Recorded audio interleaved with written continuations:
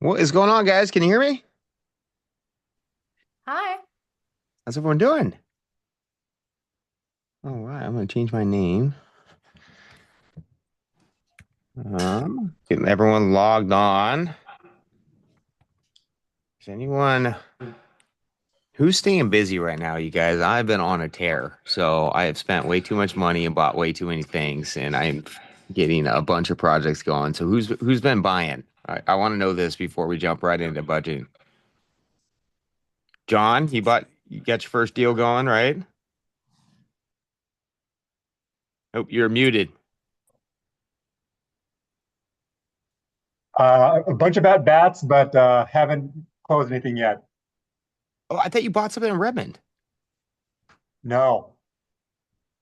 Vlad hit me up maybe this is last month, and I was just going on vacation, and he was doing a walkthrough like the next day.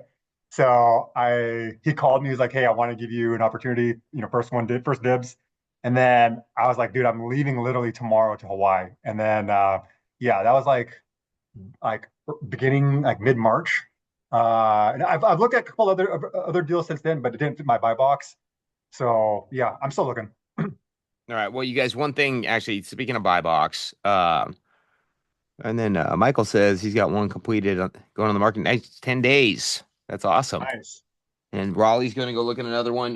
But you guys, speaking of buy box, we got some economic turmoil going on right now. Okay. Um, those are things we want to pay attention to when we're going through shifts. Okay. That does not mean I stop. You got to do whatever's good for you, but I don't stop buying during this time. For me, it's just part of the business. You keep going in, but this is a time where you do not want to break your buy box because it's not just about the safest thing that you can do is to buy what you know you're good at or the resources you have and what is like your target goal. And so, like even right now, I got a couple deals that are a little bit more complex, and now I'm repositioning them. I'm going to sell them off to someone else, get them off because that it's great for them, but it kind of kinks my team system a little bit.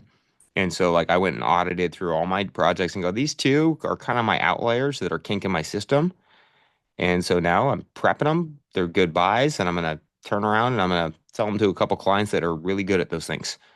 And so right now it's about sticking to what you know when and what you're good at when you're going through times. Like I'm doing some back end research right now, and we'll probably talk about this in the next week on the calls, where I know some fairly well connected people in the construction world that are running some analytics reports on what we could see cost increases on for the tariffs because that's going to be a big deal. We don't know what the tariffs are going to do to costs. I have a feeling cabinets and flooring and stuff are going to go higher for sure. Um, and so, things that we want to do during times where we don't know what this could do. It could also drop rates way down and real estate could go way up. It could also cause the economy to be a little finicky. It also could pass in the next 30 days, and this is a bunch of posturing and negotiating, and it gets done real quick. And then we'd see a pretty big jump in the rebound, which would be all good for all of us. But when there is times where there's things like this going on, this is where we want to stick to our buy box, add in contingencies to your budgets, add in contingencies to your deals. And if the deal checks out, move forward, and you feel good about it. Just don't break your own rules trying to get into a deal right now. And so that's my kind of two pieces of advice right now. But again, you guys, I'm buying a lot of stuff right now. So I have one closing that I'm paying. I mean, shit, in the next 3 weeks, I got a house that I'm buying for 6.3 million. I got another house I'm buying for 2.2 million. And I have another one that we're buying for, I'm still moving, right? So just don't get too cautious or be cautious, but don't get spooked. All right, so we got more people coming in. Who else? Who else has been out buying stuff? Wait, so on that note, James, how do Yep. you here are getting Oh, Nicole, say again. I guess you're saying like don't get spooked, in terms of us. But what about listing places? Like, I feel like buyers right now are spooked. Yeah, so showings dropped off, but that's like that first. You guys, one thing I've noticed, especially people in more expensive markets, is the buyers are so mental. They're just a bunch of mental. They freak out and pull out, and they do weird things. Um, so right now, I mean, I will say, even though buyer showing activity went down the last, I would say our buyer activity dropped by about 70% in showings this weekend, but I got two offers. And so, or maybe three actually. And so that just goes with the territory right now. In people get spooked, they get freaked out by the market. The one thing is, you guys, a lot of this business is timing, but this is the time to get stuff on market no matter what, because people that are looking, they're serious and they're not affected whatsoever by the stock market, or they don't really care because they know it goes up and down. Their rates are coming down right now. And so they have more incentive to buy. Um, and so I would say the biggest thing you want to do is track the demographics, who's buying in your area, right? So like Seattle, I know my buyers are Amazon, they're Microsoft, they're tech. They're going to be more spooked, and there's going to be a little bit more maybe pushback on showings and pricing because that's my demographic. Now, down in Tacoma, if I'm flipping, there's less of that. They're more blue collar. They're actually more interest rate sensitive down there. And so if rates come down, I actually think that market might do a little better because they're also not getting hammered in the stock market. And so look at who the demographic, I mean, Nicole, where you guys are flipping, a lot of your demographic are people, the good thing about San Diego is people move there with money already. And so, I would say who's the buyer pool for what you're targeting? And you guys, that's what we want to kind of narrow in on. Yeah, my first flip is on market right now, though, up in Silicon Valley, and that's very much like what you're talking about, very affected by the stock market. hmm Yeah. And that's going to be your spooked overthinking buyer like Seattle. Yeah. And that's okay because one thing is, though, the reason I don't get too concerned is there's very, very little inventory in the market in a lot of spots. And there still was, if I know there was 20 showings on a property in the last 2 weeks in an area with very low inventory, even if 75% of the buyers go away, there's still not enough inventory for those other five. And so, check your inventory levels. But I mean, right now, I'm guessing your showings dropped this week from the prior out there. Yes. Yeah. Yeah. By about half. Yep. And that's Yeah. okay. Because the other half are very serious and they're getting lower rates now to them. Um, but check your pricing. That's the thing you always want to do. If you're priced well, you're priced well.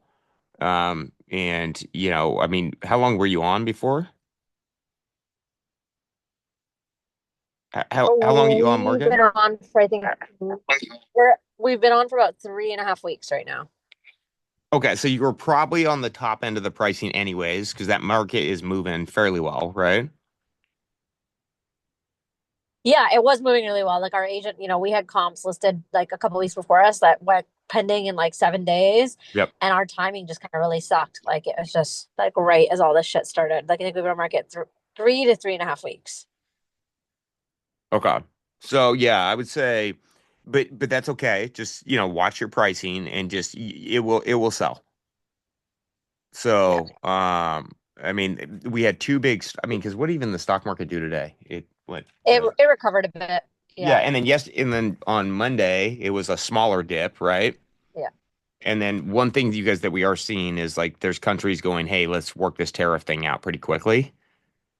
And so I think this will pass a lot faster than normal. But you guys, in any type of economic change, we just want to be careful and pad your budgets, make sure your returns are there, and that is the project that you are good at doing.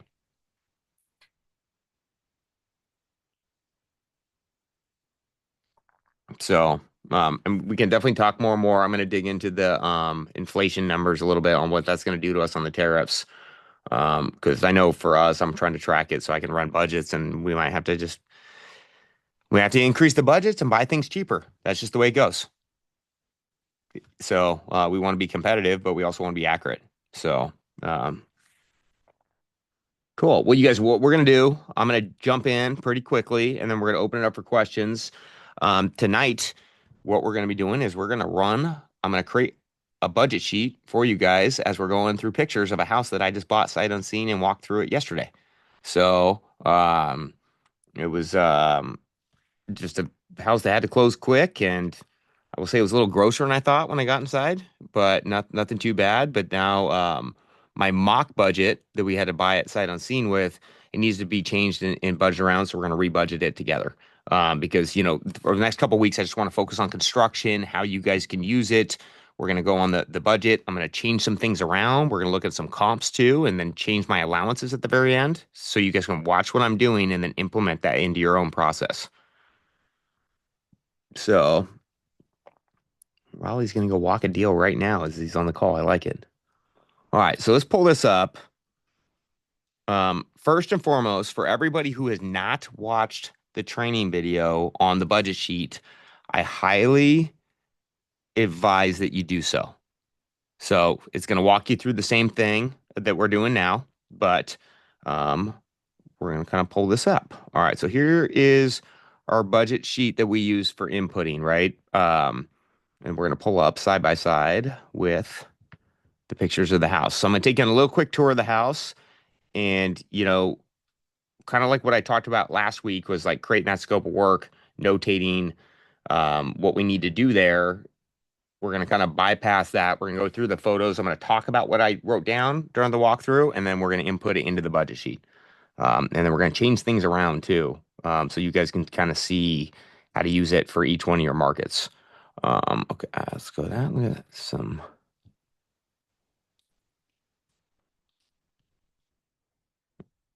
See where are the photos? Just add them up. Here we go. All right, so let's take a tour of the house real quick, and then we'll grab the sheet next to it. Okay, so here's the property, guys. It is right here in Edmonds, little mid-century house, mid-century-esque.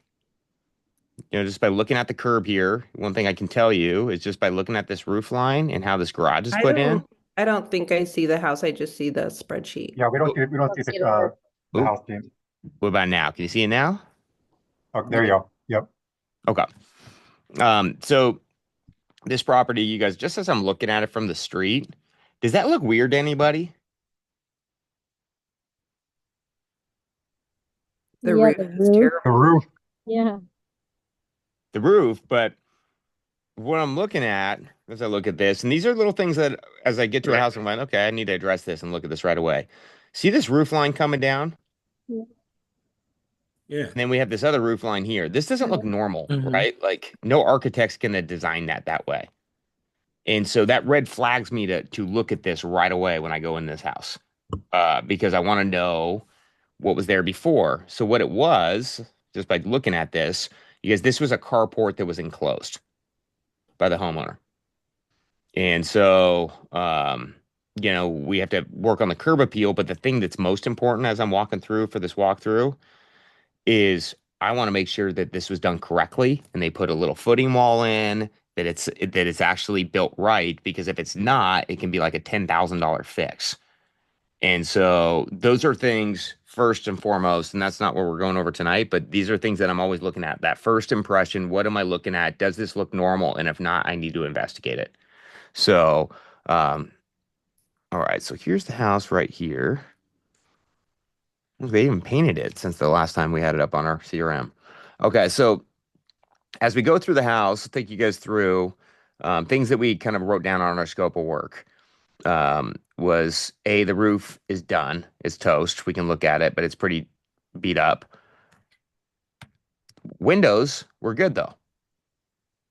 Now, on a design standpoint, things I want to think about, they're cream. So whatever I do on the outside, I need to play into that window color. And, I had a different color I would have picked this house, but now that I have cream windows, red brick, I'm going to go with a different color scheme. And I'll show you guys the spec sheet I'm going to use too for the house. But right now we're going to go through and we're going to create this budget. So as we go in here, I can write down, okay, well, I need to do a roof. Actually, you know what? We're going to do this as we go through the budget sheet. Okay, so you guys can see the budget sheet and the photos, right? Yep. Okay. So first things first, when we go through this, I'm looking at as-built. Okay, so as-built, no matter what, we always get as-built for a property. That's where someone comes out, they measure out the house, and then we can lay out the spaces because we want to make sure to be able to give a firm plan to our general contractors. You guys, one thing you want to do is research that pricing. For us, it costs us $500 to hire the person, draw it, and give us revisions.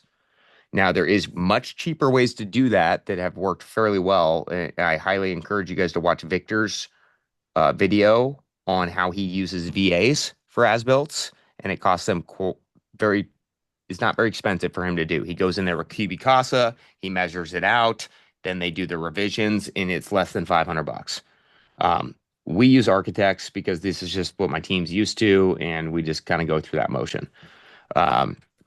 We then are going to be pulling permits on the property. Estimated permit cost at $2,500. You guys, that's always a roundabout number in your budget sheet. That number is going to be low or it's going to be high. If you guys are working in specific cities or jurisdictions, you can call the city and go, hey, roughly, if I need to pull permits, they're going to give you a permit schedule. And they'll say it's going to be roughly $2,000, $1,500 or $5,000. And so those are good things for you guys to know. The other people that can usually tell you that are your architects. And so we have a roundabout number 2,500. We'll shift it around based on what we see. That just covers the cost of the permits for the electrical, the plumbing, the HVAC, and the building permit. Now, if we're going to do full architectural plans, then that's for an older house that we're using. It costs us about $10,000. Okay. How we get that number? We call our architect, we talk to them, and then they're going to give us that schedule. So roughly it's about $10,000 for our plans and engineering in there. All right. So as we go down, things that we want to look at. The first thing I see, well, the roof is shot. So this is also a torch down roof here.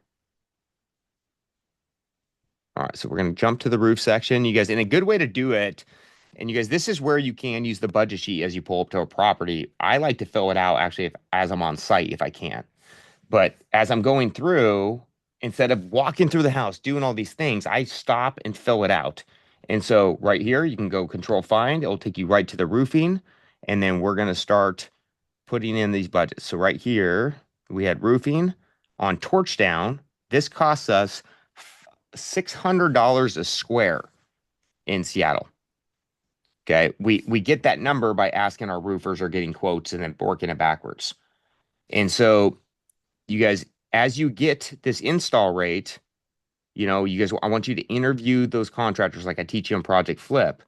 You're going to go over to this number, and actually now it's gone down to about $500.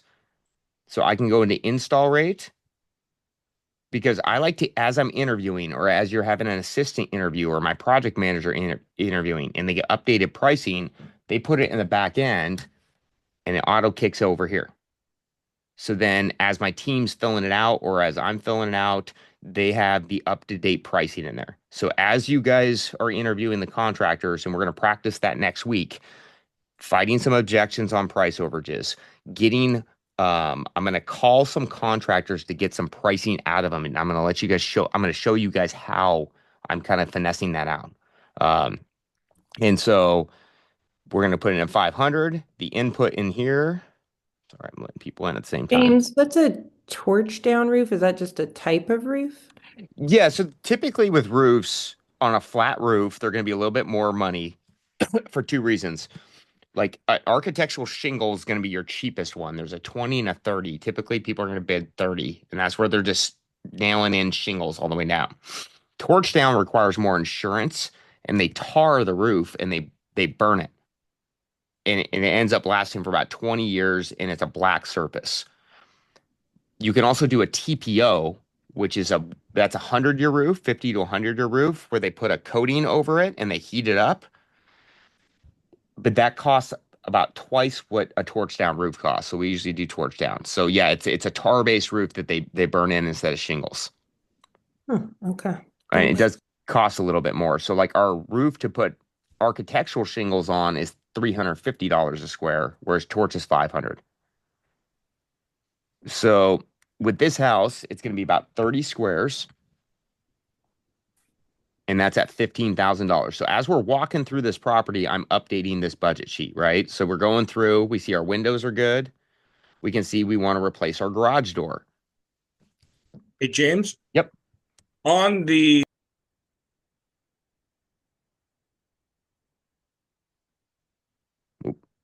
Lastly, I got on the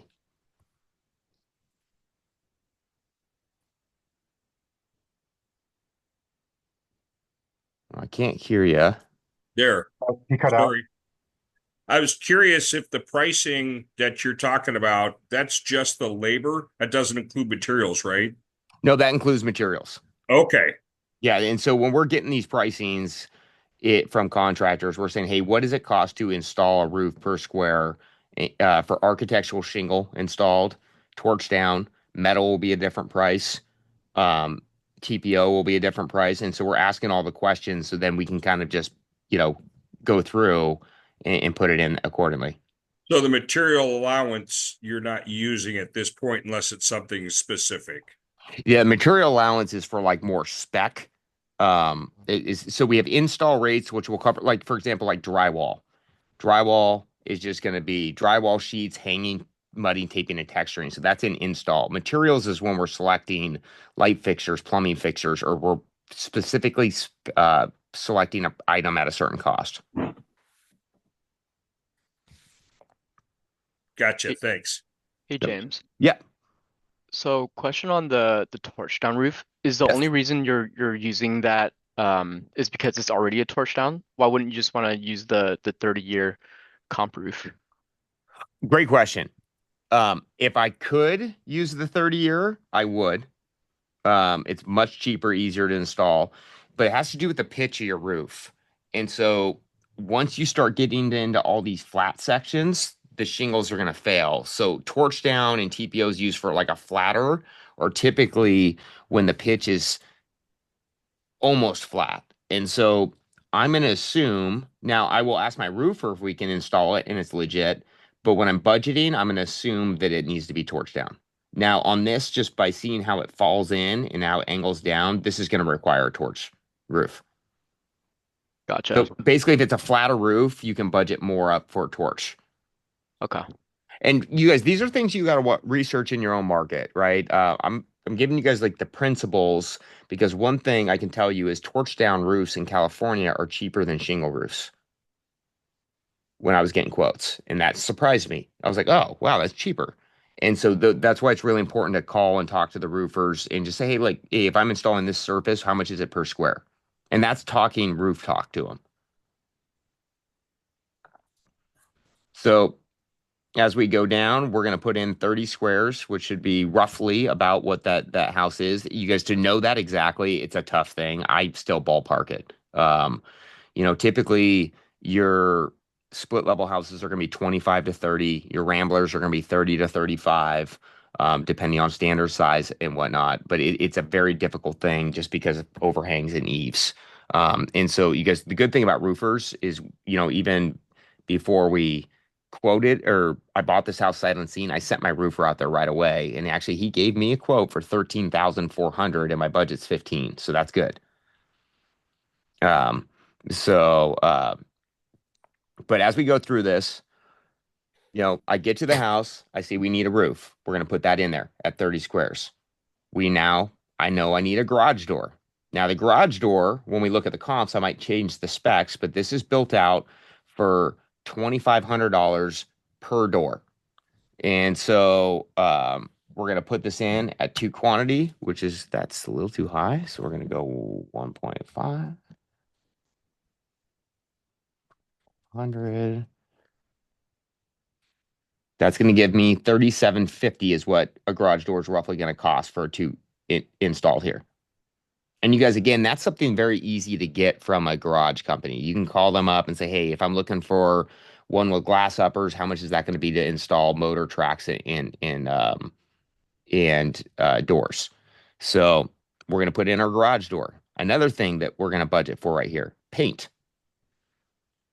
Best way to get our information, guys, is going to be from the tax record information. So we know that this house is built in the 1960s, and the total square footage on this is 1,956 square feet.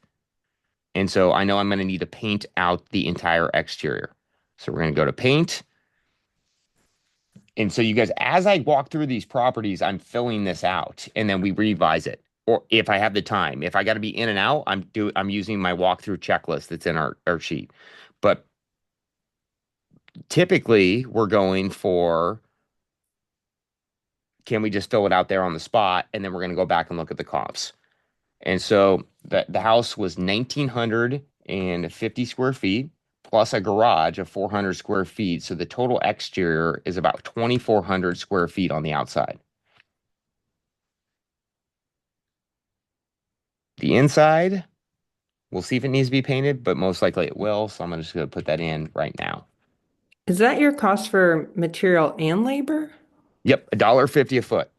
That covers paint and spraying. And that will be for our basic paint jobs that will be kind of in the middle. Now, if we go to, let's say I'm painting a house that's a $3 million house, I might bring in a little bit better quality painter for that house.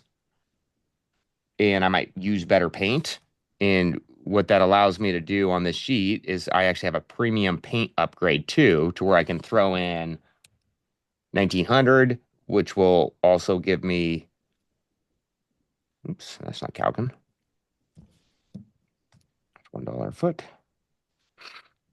And so that's $1,900 in extra paint if I wanted. But yeah, so that's, you guys, typically, depending on the market you're in, I can tell you, I just got a paint quote from some more affordable painters in Arizona, right? And this is why you guys, we have to find out our own costs. Like my cheapest painters in Seattle are going to be, and this is for like a rental property on the outside, it's going to be about $1.25 a foot, roughly. In Arizona, I just got a quote for 75 cents a foot on the outside. And so that is also for a rental grade. And then when I was talking about doing a little bit nicer job, it was about $1.20 a foot. And so and so depending on who you're talking to and how you're budgeting things out, so like over here on your install rates or material allowance, like with paint, we have different spec levels right now. So we can change it from basic to standard to premium. And as you can see over here in the allowances for like a premium house, which might be a $3 or $3 million house or $2 million house, we pay our painters $2.50 a square foot for paint on the outside. For our rental properties, our budget ones that we're selling just really quick, affordability is the key. We use $1 a foot painters. And so based on the people we're interviewing, we're going, okay, our cheapest guys that we can have do our rentals, they paint for $1 a foot. And so this allows you to put in your allowance based on the type of project that you define in your own market. So like budget for us might be a property that's a rental property or a flip that we're selling for like 250 grand that's really affordable. Basic might be the same thing, a flip that's 350. Standard might be something we're selling for 950. Premium, 2 million and above. And so you guys, I set up the budget sheet this way. So my team, or as I'm walking through a property and I'm looking at the comps, I can go, okay, well, I need this package in here, basic. And then it automatically kicks over into your install rates here.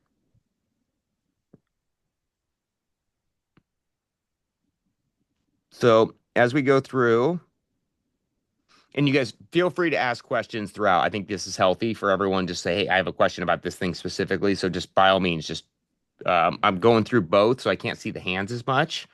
So just go ahead and pipe up. All good. Hey, James, you mentioned earlier that you had $10,000 in your budget for an architect. Can you Yes. can you share when do you decide to hire an architect and when do you not?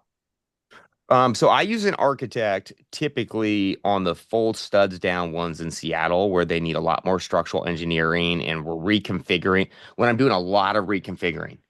Okay. This one here I won't use because we're going to do very minimal reconfiguring. We're opening one kitchen wall, just in one bathroom wall, we're done. And so we'll go in for our own permit at that point. Got it. Okay. Thank you. So as we go through this house, we know we got to paint it. We have a new roof in. We get to the front door. This front door is not going to work for the comps. We'll look at it. So we're going to go put in a front door. Now, the nice thing about this budget too, guys, is you can override stuff as well. So we're going to go general exterior. We'll go down to millwork here. We're going to do a front door. Quantity, 1. This has an install rate of $500 for the contractor, which is great, right? You guys, this is going to take them an hour to put this door in.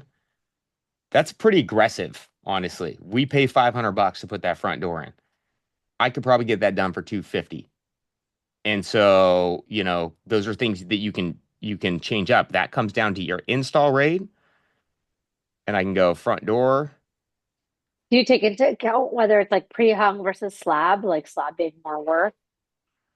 Yeah, or if it's like a double door, like 500. The pre-hung's easier to install typically than mounting. But that goes into the cost of the door too. And so it kind of just depends. Like if it's a pivot door, big glass front, that's gonna be like a $1,500 install.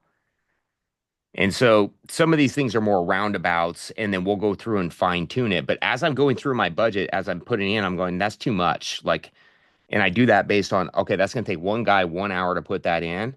If I pay him $150 an hour and it takes him 2 hours, that's still $300. And so that's where we're going to make this little adjustment right here.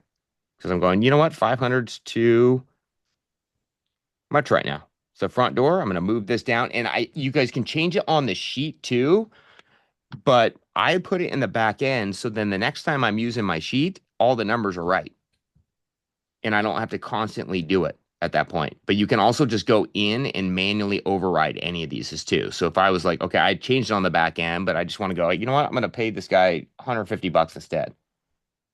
It will zero it out, but it will break your cells. So just be aware of that. And so I try to keep it consistent. So we know we need a front door. We're going to need some entry tile. James, in that case, are you going to keep the side light or are you going to get a bigger front door? Or what would you do with that little window thing? Oh, so when this one, because it's a mid-century house, and I'll pull you the spec sheet that we're going to use afterwards, but we're going to go with more modern door, and this is kind of a modern look in general. So I like the side light. We'll probably do a little mini side light on the door, and then I'm going to budget for the glass inside my window cost. Okay, so just change out the glass so it's not that textured glass. Yeah, the texture's a little dated. Okay. It's not the worst though. Like, I mean, if we had to, we could play into it. But I prefer to keep it kind of clear. Okay. Yep. And make sure you specify that because I actually had some glass recently replaced and they replaced it with the same stuff. I'm like, you guys, what? It's like, oh, well, so, and it was on me because I didn't specify clear. So we're putting in a new front door. And then you guys, as we're walking, we're going to count out the windows and do those things. But we know we have new tile that we need to put in. And we'll look at that with our tile costs or our the comps. So what I'm going to do though, instead of doing tile, this is more expensive. Tile is going to cost me roughly on average. It's going to cost me about $3 to $4 a foot for the tile I'm buying and about $12 a foot to install it, demo and install that. So what I'm going to be doing is I'm switching to all solid surface floors because it's going to be fine for the comps and that will reduce my cost down. And so going into this house, we're going to look at what the flooring is. We know we have to do the entry. We have stairs coming up through, which we're fine with. And then what we're going to do is to get the hallway lighter, we're going to open up this wall here. So now when people come in, it'll be more of a half wall or a slat wall. So there's more natural light coming into my entryway. It makes people feel better.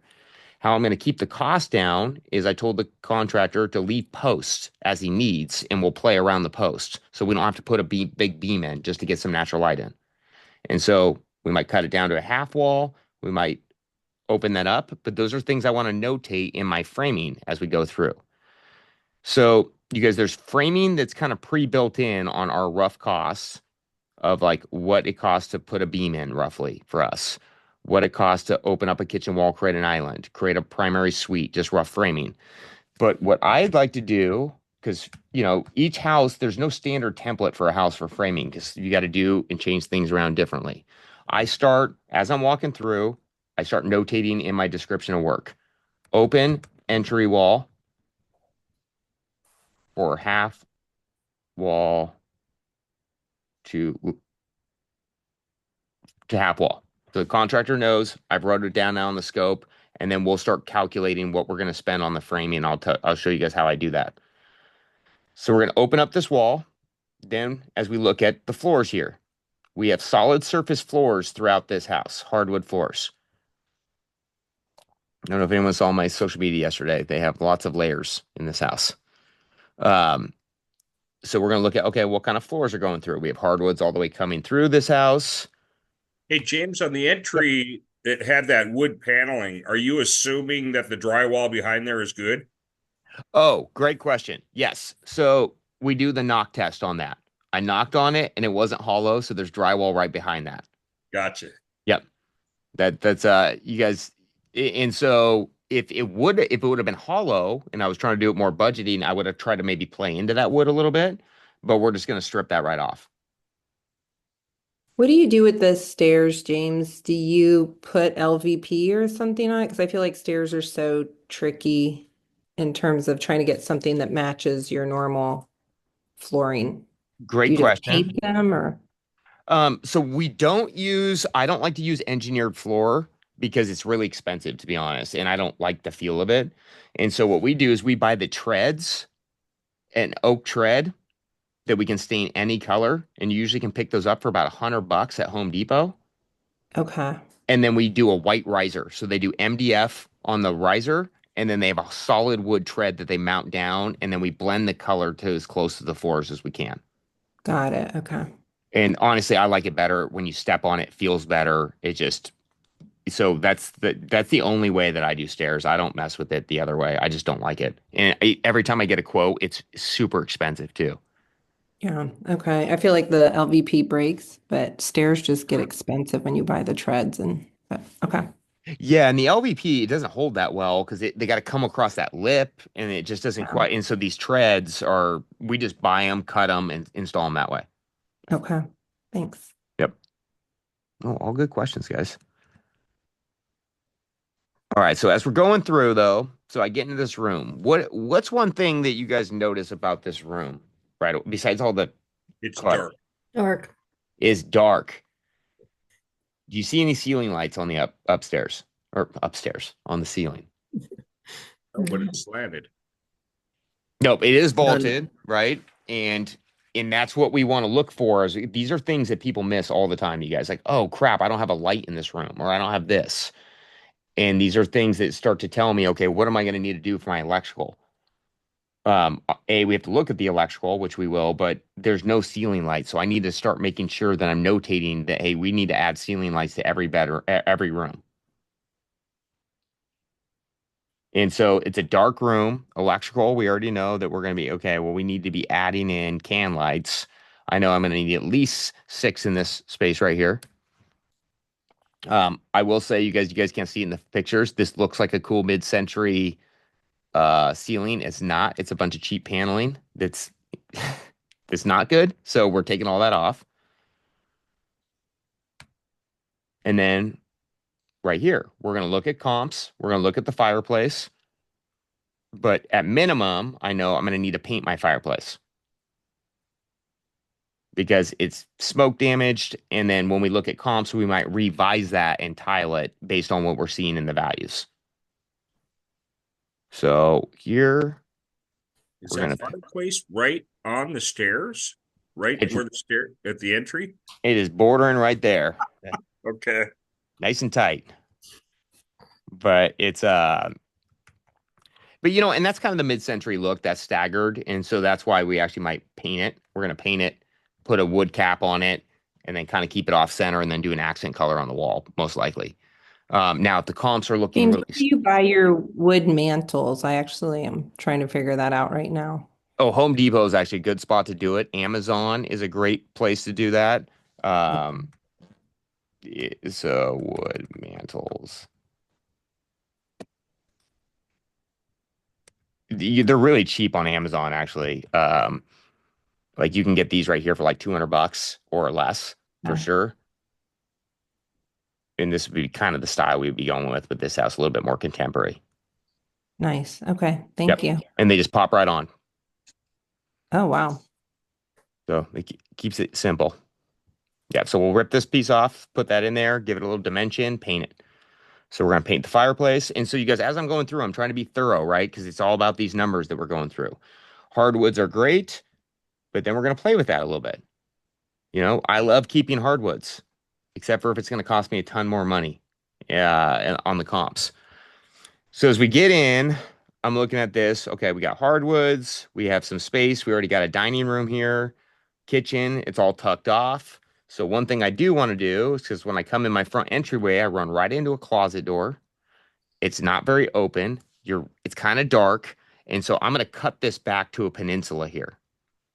And so I go back to my framing, right? You guys, this diligence in taking notes is very, very important on our walkthroughs because this is how we prevent all these overages.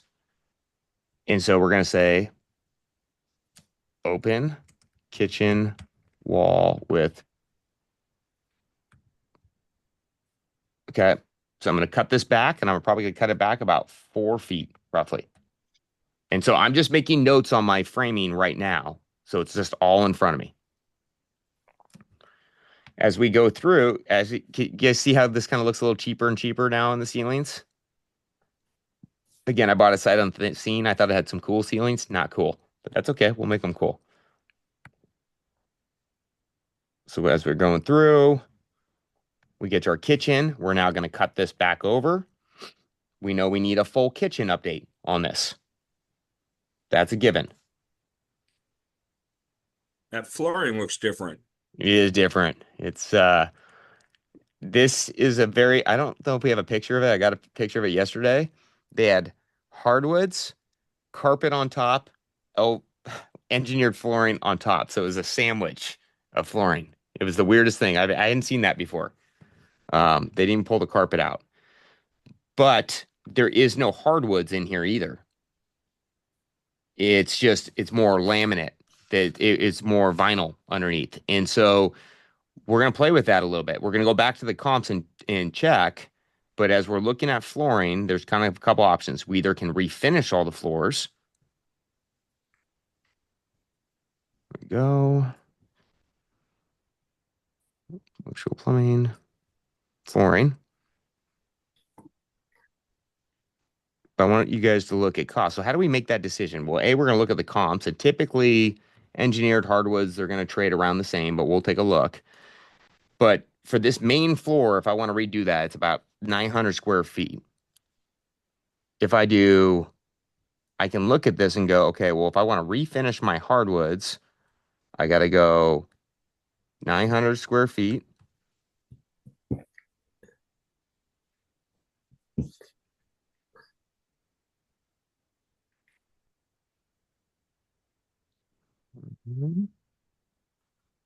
Well, this is not in.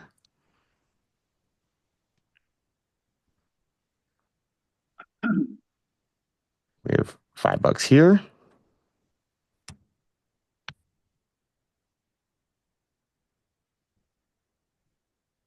It's not good. Go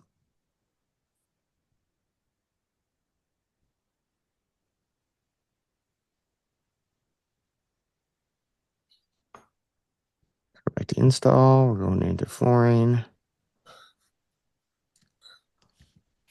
I got a recent quote for hardwoods. It used to be 3, now it's 5. So just went up. And then to install, I had to make a phone call on this because we don't actually install hardwoods that often anymore. We used to all the time, but now it's just kind of out, and that is costing about $13 a foot, to my surprise. Okay, so, and you guys, that's a number I got yesterday when I was on site. I called a couple flooring guys that do the refinishing for me. I say, hey, look, what are your pricing at right now? Because I actually wanted to try to keep the hardwoods. Then it came down to a budgeting question. And we'll look at the comps, but here for solid surface floors, if I have to refinish them, and I have roughly 800 square feet, and then I also need to install about another 100 square feet in that kitchen area. And it's gonna be about 150 with the entryway too. That's gonna cost me $6,000 in flooring for that house, just for that main level. Now, if I go to an engineered floor, which the comps looked like that was fine, even though I would prefer hardwoods. I install hardwoods in my houses typically, but we got to do what the comps say. If we put in 900 square feet, that's now $4,950. So I'm saving $1,000 in one area of my house by just picking the right materials. And so as I go through my sheet, I'm going to go, okay, well, you know what? It's all about maximizing the profit. This is what people are good with. I'm going to go with installing new surface floors on that main floor. And again, we want to look at the comps, so we'll pull those up. But we know we need a new kitchen. So then we come over to the kitchen.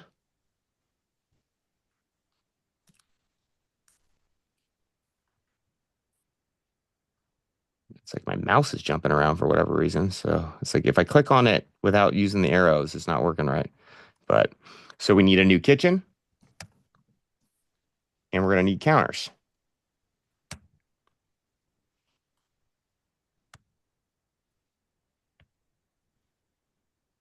For us, we know our average kitchen cabinets for like a white shaker cabinet, it's gonna be about $7,500 for the cabinets. It's about $4,000 for the countertops in there. Okay. When we go back and look at the comps, I might adjust that a little bit depending on what we're trying to achieve. But for now, we know we need to do it. Then we have a dining room. Not much else needs to be open to the Hey, kitchen. James. Yes. Okay. Do you foresee the cabinets and the countertops doubling, considering the tariff rates and all that? Well, I don't think they'll double because the tariff rate's 35%. So I think they will go up by 35. I think they could. So like right now, what we're doing is we're calling a bunch of suppliers that are built in America and going, what are your pricing? Let's revisit these right now. And so, yes, they definitely could go up in pricing. I'm trying to track that for everybody right now too. Because most of the cabinets that we get like made in China, right? So I could see that being hit real hard, right? Yeah, and this is I was talking about this at the beginning of the call. It's a good time to add some pretty big contingencies on materials right now. That's what we're doing, and then we're calling around, and then you guys also buy out your job sites if you can. Um, I mean, that is the one good thing about general contractors when they lock in on a price and they've locked it in and we've gone over the spec, they're committed to that price too. Now, all my generals come back to me and say they're getting hammered, then we'll definitely work it out with them. But it's yeah, something we got to watch for sure. But for now, I think the pricing's okay. So we need to do stair treads, which I did just add. We have about 5 steps. Those are about $200 a step. Hey James, Yep. about that kitchen, so if you have a galley kitchen like that and you have to open it up, how do you decide the cost of that? Good question. So we'll go back. We're going to look at the comps to see what they have. But the cheapest way to do that is our load points coming through this main wall here. On this peninsula, for the price point that we're going, instead of opening it up, we're going to leave a post at the end. And if we leave a post at the end, it requires very little structural framing changes. So that's going to be about $1,000 to open that up. Now, if we want to put a beam in, that's where they're gonna have to run a beam all the way over. It's gonna be more like $2,000 to $3,000. But in this house, it's also vaulted, so I don't want to bring a beam across the way. And so for me to do that, I would have to run two beams to get no post in there. A beam would have to come across the house, and then I'd have to tie in this beam. That's going to cost more like 6,000 to 7,000. And for me, I'm just trying to get it more open and airy. And so we're just going to cut back that wall, basically where this door is, over, and we're going to extend our kitchen a little bit, and we're going to leave that post, and the post will just sit at the end of the corner, which will keep it quite a bit less. Okay. Yeah. Thank you. Yep. And you guys, when a contractor's like, "Oh, you want to open the walls?" Be like, "Yeah, but leave the post, dude. That's fine. You can cut out 2x4s, right? All good." Like that's what we always want to. Anytime a contractor is like, "Oh, that's a lot of work," I'll be like, "Really? I thought you just had to cut." I mean, if you leave the post, you leave. That's what we talked about in that entryway. I go, "Hey, I want to blow this open, but leave the post, and we should just be able to cut out the 2x4s, right?" He's like, "Yes." Okay, so you're gonna cut this out, put a cap on it. That's not that big of a deal, right? He's like, "No, not at all." And then so that I can move on as I'm budgeting too. So I always set that tone as I'm walking through the contractor. But this one, post okay. You guys, if you want to keep your cost down, leave the post in. Now, some houses are nice. They can't have a post, and we got to budget up for them. So this kitchen, we're going to replace all the cabinets. We're going to be doing new laminate throughout. And then we're going to start going upstairs. So we go up the stairs. We got to do the treads. We're going to be putting engineered flooring throughout in here. Then we got bathroom 1 to the right here. Okay, so last week when we were talking, I was talking about layouts, right, and spaces. So the first thing I saw when I looked at this bathroom is A, it needs to be updated, but also it's wide. It's 7 feet wide, and I'm going to keep that in the back of my brain because I know on the other side there's probably a primary bath in this house, and it's going to be very small. And so what we're going to end up doing is we're going to frame this over, and this is going to recess in 2 feet. And so I got to budget in, and I'm going to shrink this bathroom to a standard size tub, toilet, and double vanity here. But this wall is going to have to come over. Now, as I'm looking at this, and if I know I need to do this, you guys, there's a couple things that trigger in this because this house actually has copper plumbing. I'll show you later. Now, copper plumbing, a lot of times you can fish right onto if you don't change all the layouts out. So the plumbing in this house could be 6,000 if I don't have to replumb it all and we're just trimming everything back out, putting new valves, new trim kits on, updating everything.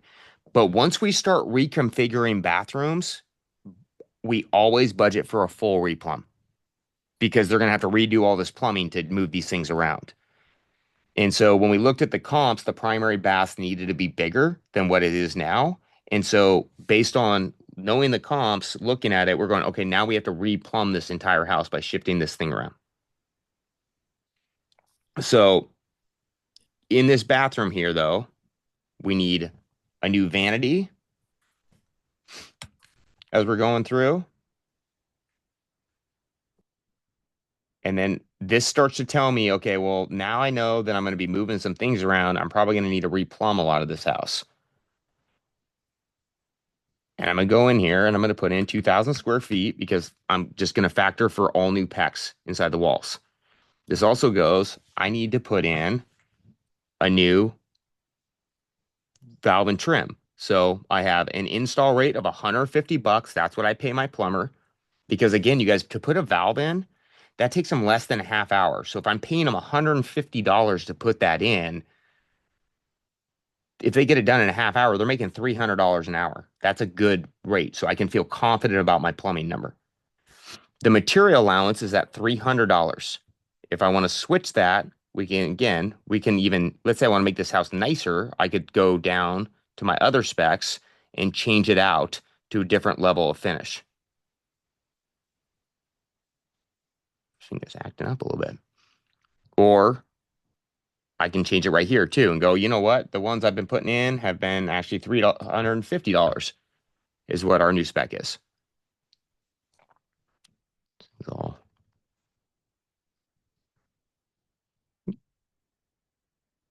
now I'm just typing way too fast.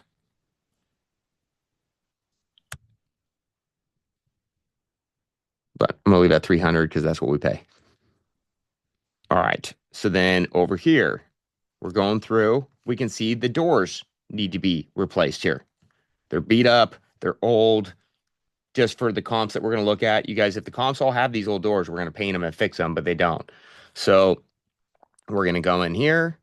And now all of a sudden, as I'm walking through, so you guys, in the first 20% of this house, I can already start to see what I'm going to need to do. And go, okay, well, I can assume now I'm redoing the floors. Well, we have all the plumbing. Now we have the millwork and doors. We can go, okay, these need to be swapped out. So then we're going to come down to millwork, base and case for the house. We're going to put in 2,000 square feet of casing, or 1990. Interior doors.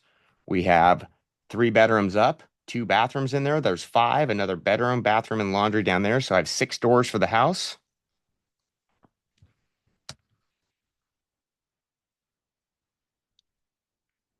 Material allowance, doors. Let's check that.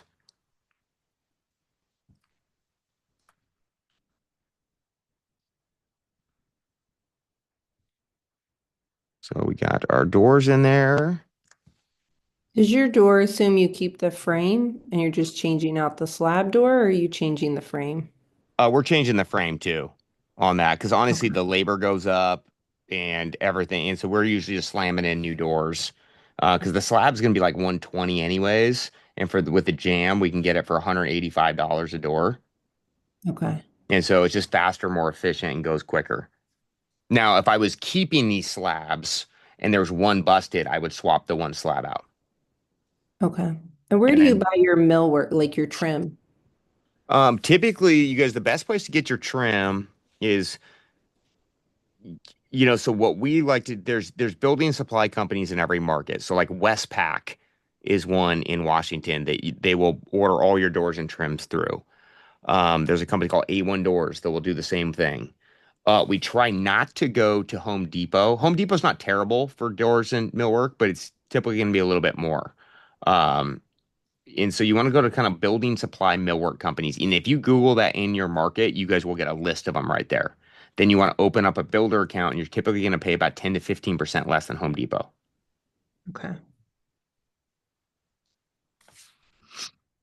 So we have 6 interior doors in the house. We are going through. So now we have our millwork. We have our doors. That's now all in our scope. We know we have a front door that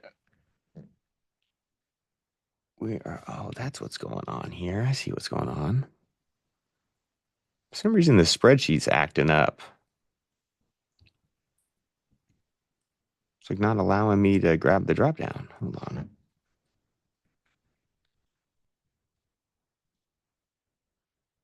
It is something.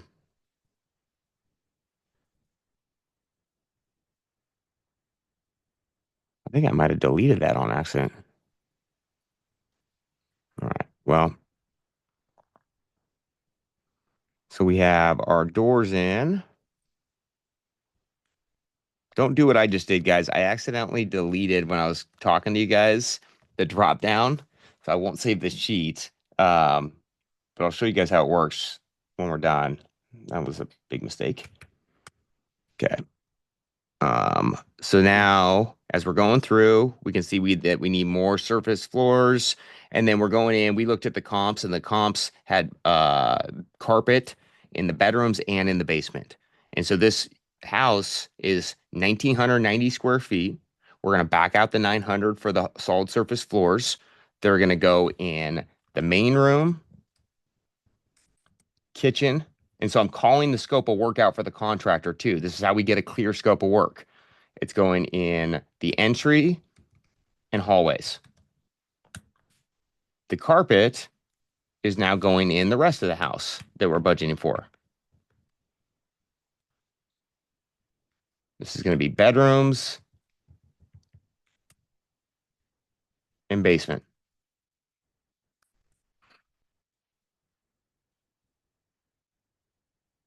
Okay.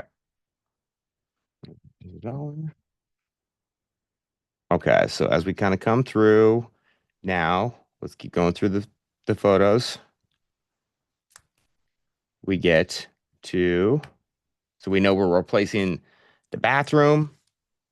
We need to come in and do tile because we're going to be doing tile surrounds all in that one bathroom. Bathroom tile surround is going to be 90 square feet for one of the bathrooms.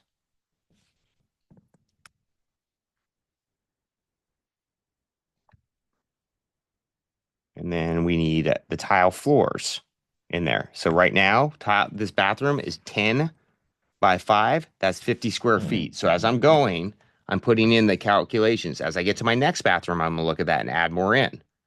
So we're going to carpet the bedrooms. There's our little bathroom door. There's a deck. This deck is totally blown out. So this deck is roughly 15 feet by 10. So there's 150 square feet of decking that we need to replace with railings. We're going to come down. We're going to go down to our deck.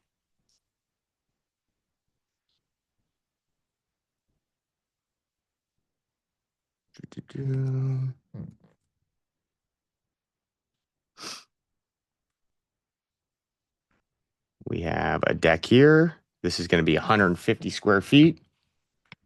That deck is $7,500 with railings in there. How we came up with that deck number at $50 a square foot, we were taking the average price of our decks, we divided by the square footage, and that's the number that we came up with.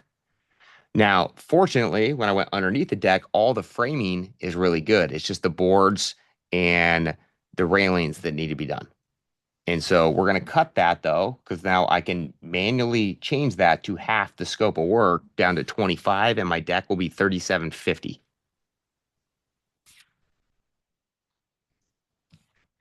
As we go through here, here's our other bathroom, Home Depot special. But again, it was too small for the comps. This thing was roughly 3.5, 4 feet wide. Now we're going to add 2 feet on the other side to get it a lot bigger. So we're going to have a toilet, a vanity, and now our shower is not going to be this little boat shower. It's going to be a lot bigger. It's going to be a 6-foot shower. So it was worth doing on the comps. We've already budgeted to replumb. And so now we're coming over back to our plumbing as we go here. We're going, okay. Yep. When do you address the windows that are being affected from what you're doing? Well, the windows, as we're doing this, you can see that the windows actually, this one will. Here we go. So this one, good call. We are adding one window on this. I would have got rid of this one anyways, because I don't like this glass here for the comp. But then, yes. So then what we have to do, this is a very good question. I'll show you how we do it on the budget sheet. So but first, let's get the tub stuff in.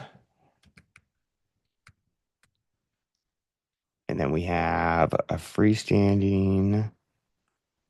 We know we have, I'm going to get the rest of my sheet caught up. Bathroom faucets is we had 2 in the main.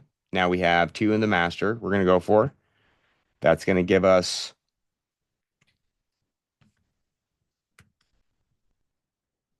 and then we are going to be doing a new shower kit and a new tub kit for each bathroom. We need 2 toilets. We need 1 new bathtub because we're going to be putting the tub in here.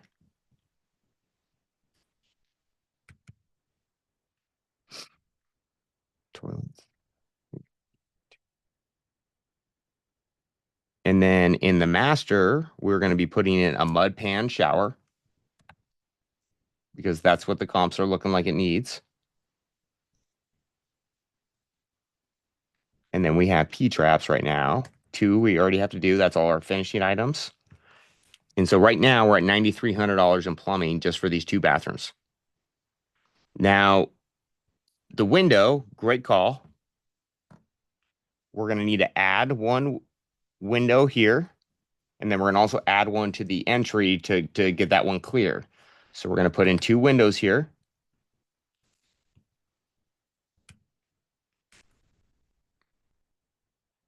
And I'm going to say install new window next to front door. New window in main bathroom. Okay. That's going to be the install of that window. Now, we're still going to need to frame that over. So I'm going to also add that to my framing. So you guys, I'm really detailed on the framing. So as I'm walking through it, I want to make changes. I always go back to my framing list and I add it on. And so that's the mistake I did. I shot right past that shower and I didn't notate it on that. So right here, we're going to go into framing and I'm going to add it to the current list that I already have. Frame new window location in main bath patch siding. So then it's on the scope of work. And then we're going to add up all this framing. I'm going to show you guys how I come up with that number as I'm walking through it.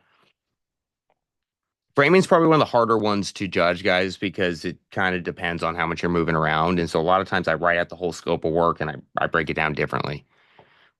So as we're going through, we're going, okay, we know we need to do this. I also have 2 bathroom fixtures that I need to put in. I have 2 fans that I need to put in. And you guys, I apologize for the sheet because I deleted that thing. It's not pulling the allowances. Typically, the allowances are built in. I just memorize them. So I'm putting them in, but I'll show you. It's all in there for you. James, I think if you write the word, it still might recognize it. Really? I think so, because I think it's looking for the word. That would be tricky, wouldn't it? The standard. I don't know if that worked. Or maybe think- copy from E4, because then it's spelled exactly the same with the capital.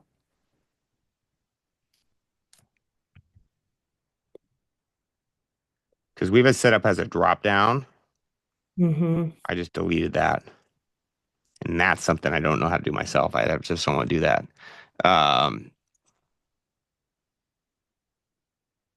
It's okay. Well, I'll keep putting in the installs and I'll show you guys how, because it's important. On the next call, I'm going to show you guys like how to load in the information and look through.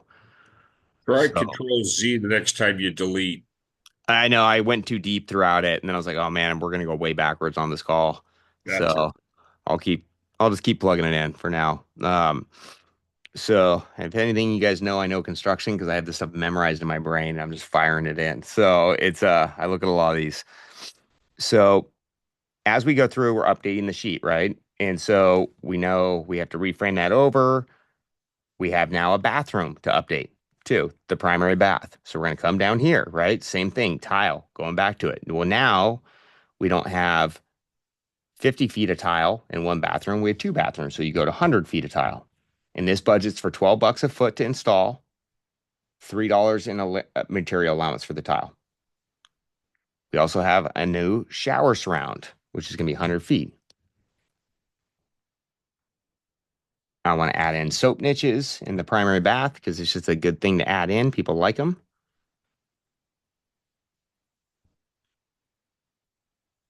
And so as we're going through this,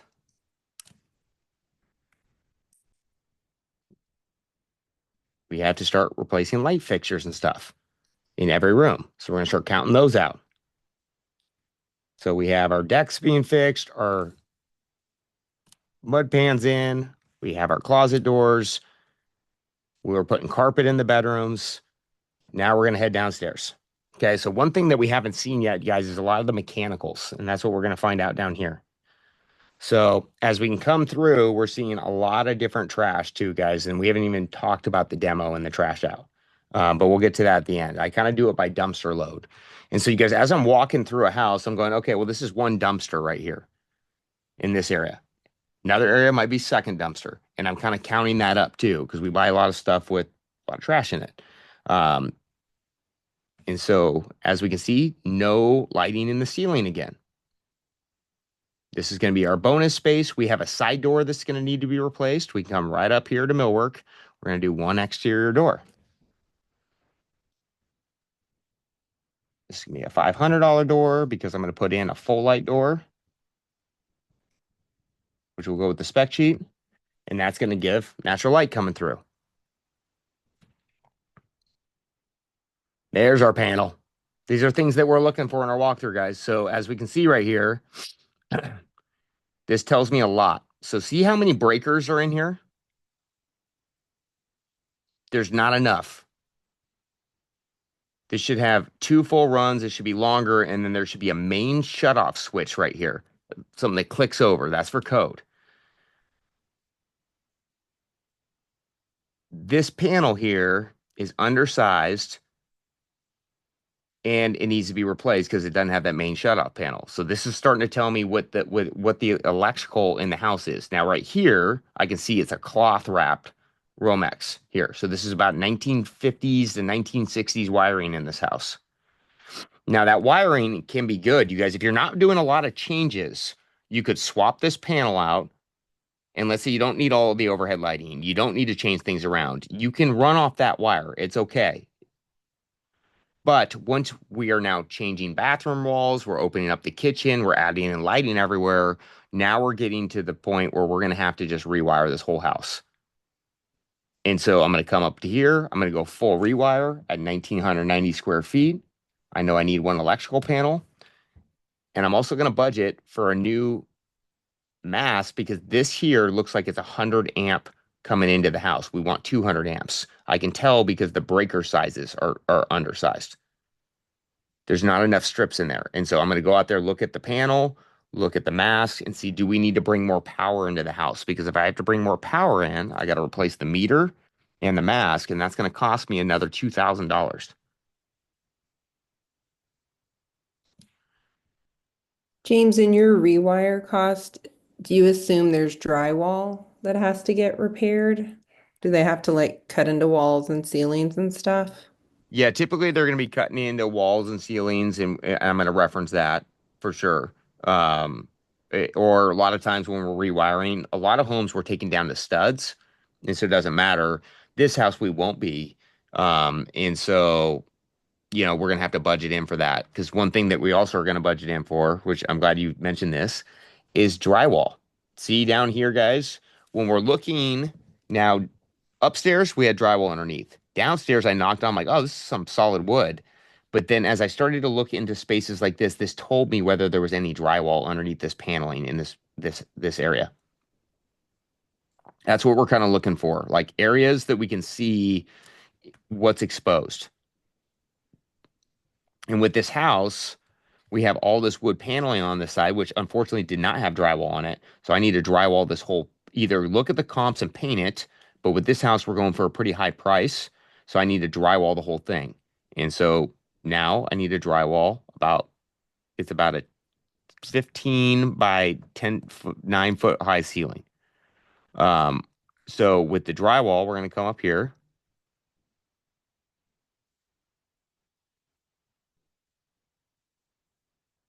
We're going to install new drywall in about 200 square feet. And then because of the drywall repairs, we're going to retexture the entire house in that price, which should cover our cost of all the repair work that we need to do. So the new drywall we're going to install, it's going to be, oh man, about 400 square feet. That's about $2,400 in drywall we're going to hang. And then the $1,900 will cover all the repairs that need to be done on the electrical. So as we go through, and you guys, a lot of this is more just filling out the budget sheet, and then a lot of this will be pulling the information into those from our contractors. How do we get that information out? How do we get it in a nice way and then put it in the install material allowance? So now, luckily down here we had drywall we had to replace.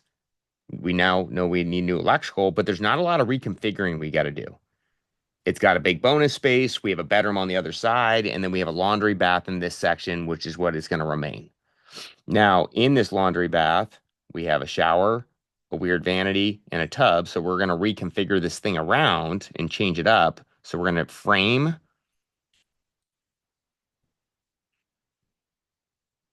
In my framing section,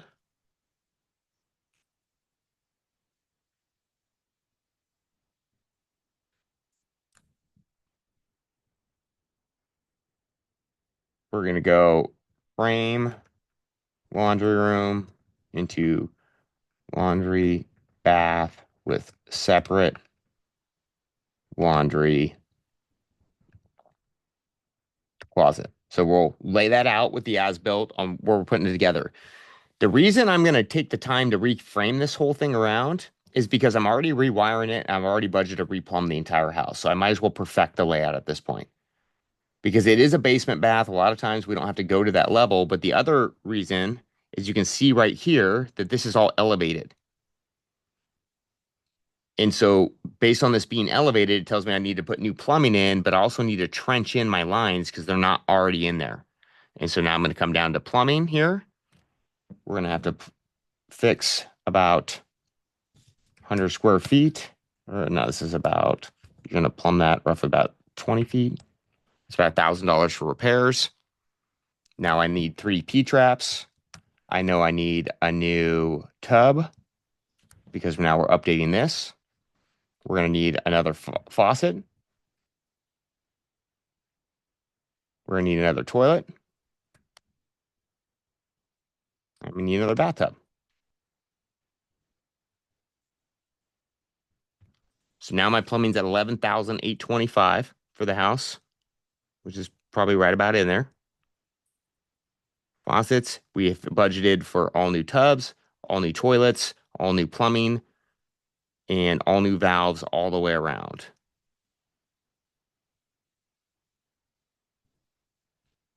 In the wiring now, because we know we're rewiring, now we can start adding in all our light fixtures. Well, we know we need 3 bathroom fixtures.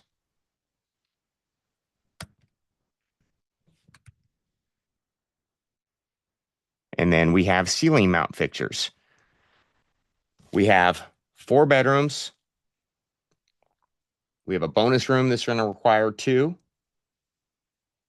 probably 3. So that's going to put us at 8. Then we have hallways, which is going to put us at 10. And then we're can lighting the whole main area. And then we'll probably end up can lighting the kitchen too. So we're going to put in 15 cans in the house. And then we know we have roughly 12 ceiling mount fixtures in there. Then we're going to need exterior lights. We'll need 4. We need an entry light. We need a dining light.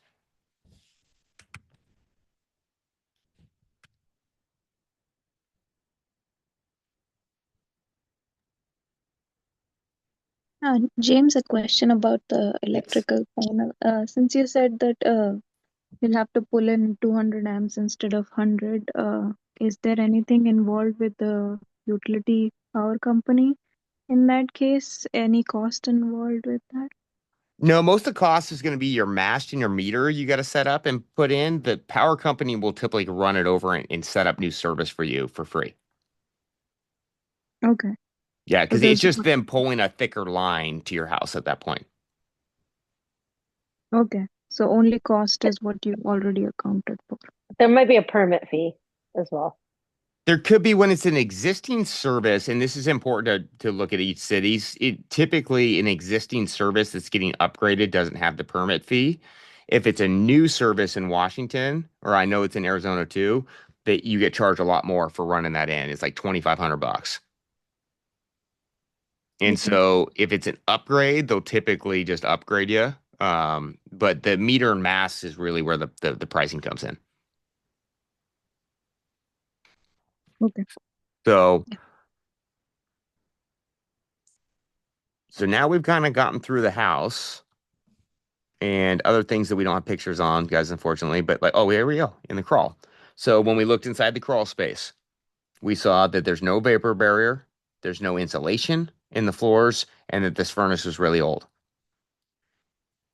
Good news is the ducts are really all staying in the same spot, so we don't have to pay a bunch of money in ducting because we're only moving some small spaces, not opening and changing too many walls around.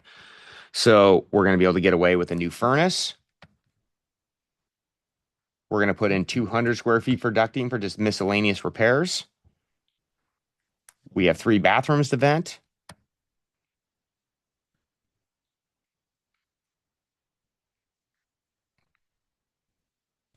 And now our furnace cost is at $4,500. And then we're going to also go into interior insulation. So we have crawl space, insulation, and cleanup. So to put a new vapor barrier in, put some insulation in the walls, that costs us about $2,500 in Washington. That is not the cheapest guy, but that's about the average in there. We don't need a whole lot of interior insulation because we're not moving any exterior walls around. Those walls are already insulated, so I don't need to budget a whole lot for that.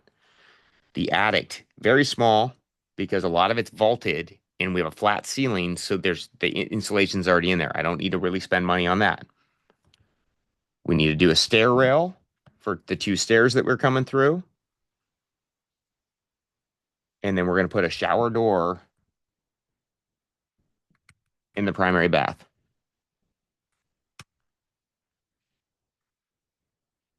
Appliances, we're going to need to upgrade those. Quantity here. And then we're going to talk about if I want to upgrade the appliances, I can also put in an upgrade fee. You guys, a lot of what I like to do with the appliances, I'll budget up front. And then as I go through the comps, I want to look at what the packages are. And I'll just select the package roughly and then throw the number in there. But typically it costs us $300 to install it. The package is about $3,500 for stainless steel. If we do a nicer package, it's $45 to $5,000. For our premium stuff, it's 10 to 15. For our super luxe, it's 40. So it all depends on what the comps tell. So we really just budget the appliances based on the comps. James, do you like them to be all the same brand? Yeah, it depends on what it is. If it's like a more affordable flip and, we're not trying to sell for the high pricing, like this house here, we're going to try to get a pretty high number on it. So we want it to all be consistent and through. It doesn't need to be always like the dishwasher. That's something if we can throw Bosch in on a good deal or hitting control, we will because it's an upgrade. Our typical rule of thumb is we do everything the same except for the range, and we'll upgrade the range to something a little bit beefier to give it a pop factor in the kitchen. Okay. Give it Interesting. standard range you go for like the mid to high end. Yeah, I like Bertazzoni and Thor are like those ones that they look like Viking Wolf, but they Yeah. cost a fraction of the cost. Yeah, perfect. I literally just picked out a Thor, so this Yep. is good. Thank you. Yeah, and Bertazzoni, I think people like the name.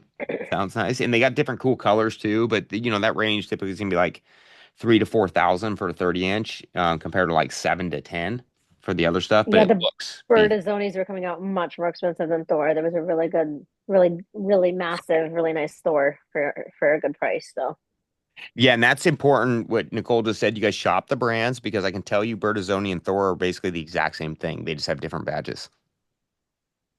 And sometimes Thor's way cheaper, and sometimes Bertazzoni is. It's so yeah, always shop that out. So Are there James, brands you like for like $1 million houses versus like $500,000 houses? You know, it's all about the comps. Like because I can sell $1 million house and slap a very basic package in there because we're not trying to go, because maybe the neighborhood's more an average of like 1.4, 1.5. Okay. Or sometimes we're selling a $600,000 really small house in Seattle that needs to be really nice, and we'll upgrade that range. Um, and so I don't have a rule of thumb for that, but it's all based on comps. But the brands I typically use is we use Frigidaire for our basics. That's going to be kind of right in line. Samsung can kind of be in that pricing. That's going to give you a full stainless steel set for less than $3,000 typically. We're going to, for our upgraded, just a little bit better, we go to KitchenAid because I Okay. feel like it is a better line all the way around. That's typically going to cost you about $5,000 for a basic set. Okay.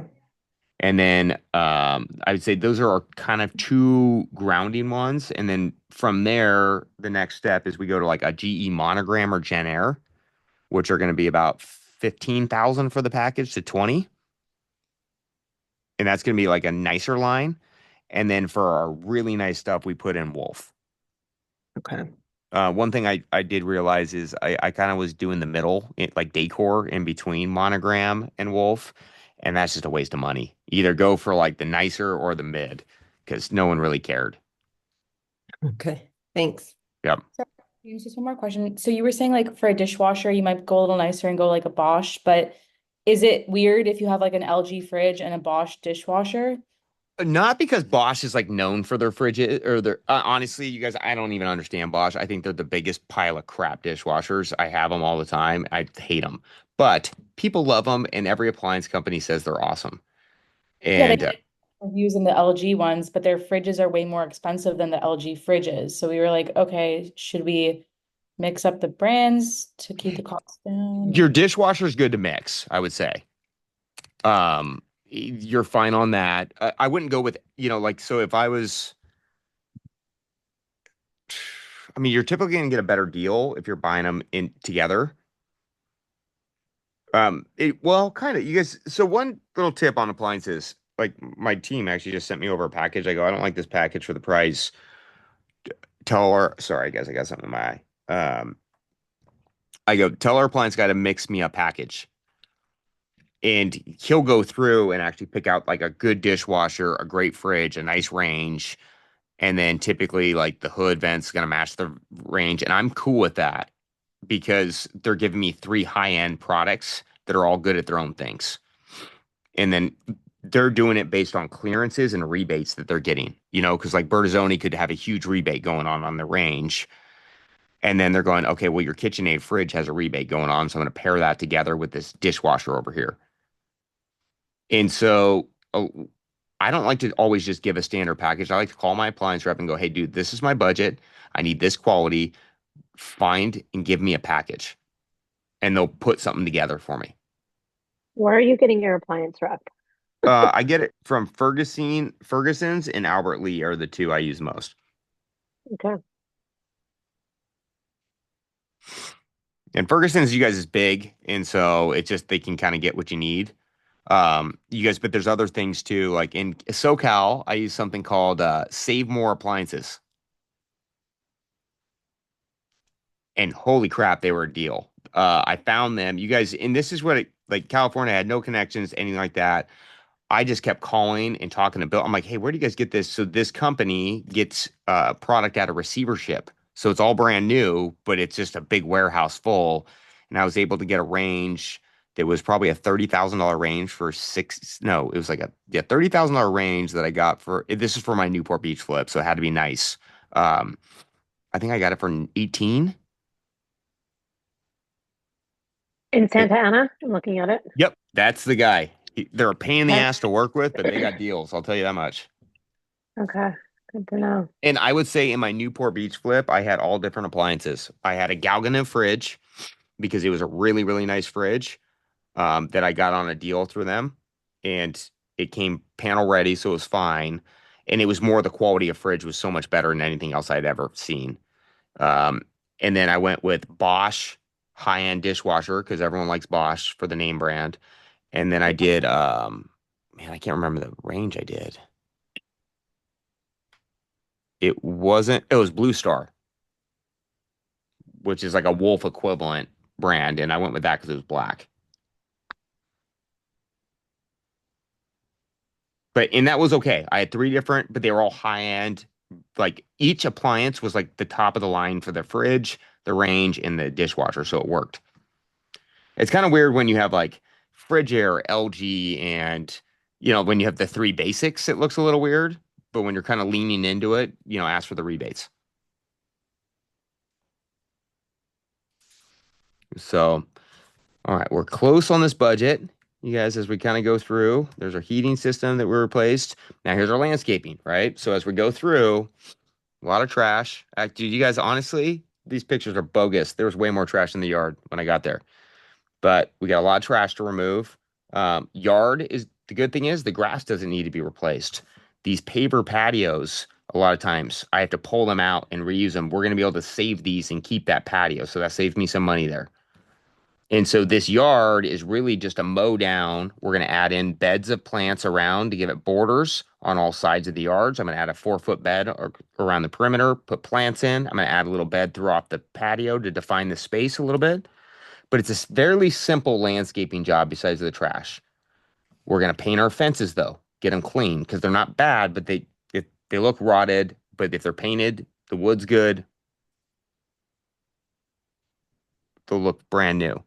So in the landscaping here, for a typical, we have it usually standard at 5,000, but because we're not adding sod, adding all these things, we're just mowing, edging, and adding some beds. I'm going to put that at $2,500. James, sorry, another question on your crawl space. Do you hire those like professional crawl space companies, or do you just kind of order that like plastic stuff on Amazon and have your contractor slap it up? I try to have my generals do it, but one little hack, you guys, that I've done well with too is I'll call out the big companies to give me a quote, and their quote's gonna be like 5 times more than it should be. Right. And then I asked the guy working on site, hey, do you do any, the guy, like the labor guys that are bidding and everything? I'm like, hey, do you do any side work? Oh, nice. I've gotten 3 guys that way, and they ended up starting their own businesses and everything later. Um, and so because the markup's big, and so they'll do it on the weekends for me a lot of times. I'll be like, hey, do you ever do this on the side? Because we're not going to go with this. This is not what we do. And they're like, oh yeah, we'll do it. And then it comes down. And do you do both the barrier and the insulation, or is it either or? We do always do the barrier, and then if there's no insulation on down there, we'll add it in too. Or it depends on how gross it is. Like there's been times where they're like rat infestation down there, we'll rip all the insulation out and put that back in too. Okay, thanks. Yep. So we're through now. So you guys, we've kind of gone through the property. The one thing we haven't addressed was the trash out. So you guys, as we went through, each main area as I was looking was like a living room was one dumpster. All the bedrooms was one dumpster. The basement was one dumpster. The backyard was one dumpster because it's more than what you're seeing right there.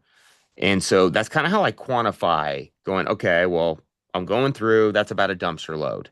Now, a dumpster you guys can call up a dumpster and go, hey, how much is it per dumpster? And they'll tell you right away, like it's going to be $800 to 1,100 depending on weight. And so right here, I can go through for trash removal. And this is how I negotiate trash out a lot too, is because people are like, oh, they'll give you some high number. And I'm like, well, you got to walk me through this. Like for us, it's about $1,000 a dumpster load. We have 4 dumpster loads here. That's 4 grand. And then on a cosmetic demo, what we've learned is if we go through and we're just pulling out cabinets, floors, doors, trim, tile, everything, it costs us about $1.50 a foot to remove that in labor, which that kind of makes sense. It's going to take 3 days at most for these guys to demo this house. It's probably a 2-day job. But let's say 2 days and they have 5 guys there working. That's times that by 8. That's 80 hours of work. The labor guys are typically going to be around $25 an hour for trash out. That's $2,000 in labor. So at $1.50 a square foot, I'm at 3,000. There's plenty of money in there. Plus, they have the dumpsters to haul everything away. So that's how I can feel really good about my demo cost right there. And so things I'm also going to add is strip deck down. So, because that's something that we're ripping off right there. And so, as you guys can see, as I'm going through, I'm notating where the windows are going. This is the biggest thing about how to prevent change orders, guys. As you walk through the project, write it down and write out the description. We have our decks are covered, railings are in there. We have our roofs covered. James, We- sorry, one more. In your Yep. roof, that like I don't know what's like that vertical white bit right there. Is that included? Because I don't know if that's the fascia or what that stuff's called, but like it looked like it needed to be repaired. Is that included in your roof costs, or do you have to do that separate? That would be separate. And so that's as I'm going through the budget now, I'm kind of spot checking what we're missing Okay. after the walkthrough. So now this fascia board, it's a little rough, but we can sand this down and paint it. Okay. And so if it's rotted, yes, then we would come over here and go, okay, we have fascia board, which is actually that's in siding and framing. Okay. Um, where's the fascia?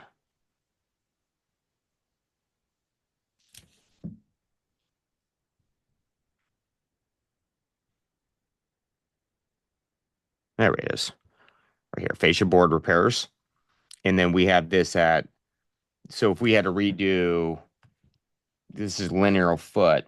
So like, let's say this is 100-foot section right there. That's going to be about $600 for this one side, typically. If I was doing all four sides, it'd be like 100 this way, 100 this way, 50, 50. I'd put in 300. And that's going to be about $1,800 for fascia boards, which should be about right. Okay. And so, luckily, there's actually not, there was a little bit though in the front, which is going to be about maybe 25 square feet, just more patching. And this would be fix fascia boards in front.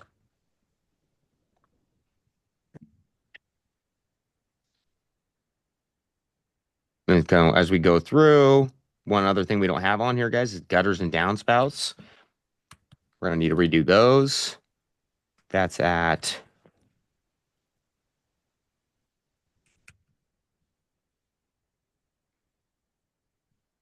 that's going to be about 300 square feet, 100, 100, and 1550. Usually our guys charge us about $3 a linear foot on that. 400. We have our garage door motors in. Paint's all covered. Drywall's covered. Framing. We haven't came up with the number yet. We've written down our scope of work now. So you guys, I'm going to walk you through how I come up with this number, right? We do have some preset ones that we have found historically cost, right? Like opening a kitchen, $2,500 beam. But in this, the most important thing of what we're doing in our framing is we're not moving any structure or doing any structural framing. When you guys don't move beams, it's cheaper. And so if I go through that entryway, okay, so they're going to have to cut out those 2x4s, maybe add in a couple little supports next to the post. They're going to wrap it. That's mostly demo work. There's not a lot of framing going on there in general. We go into the kitchen. We got to open up that. We're going to tie it into the existing beam with a post. Again, that's mostly demo work at that point. There's not a lot of actual framing going on. When we go up into that bathroom, there is framing going on. We're demoing out that whole kitchen wall here.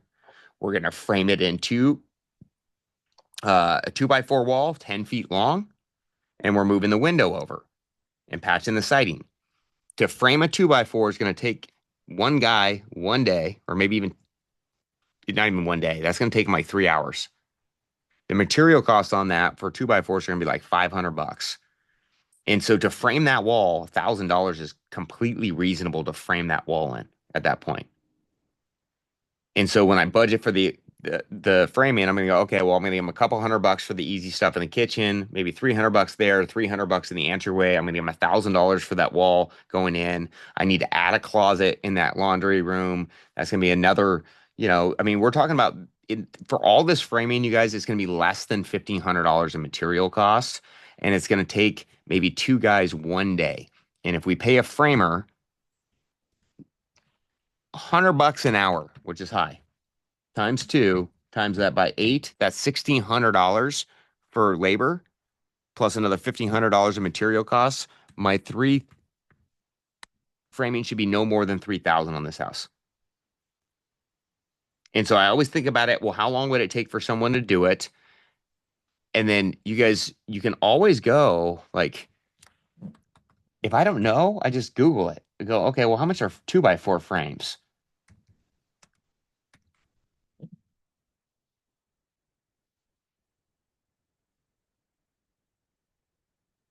And Home Depot will be higher than usually where they shop.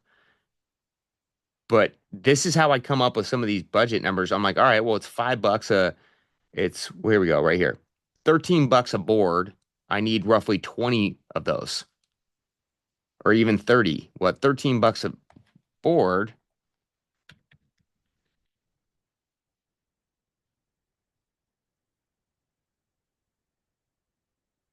That's $400 in material costs. So my $1,500 is generous. So I know I'm covered.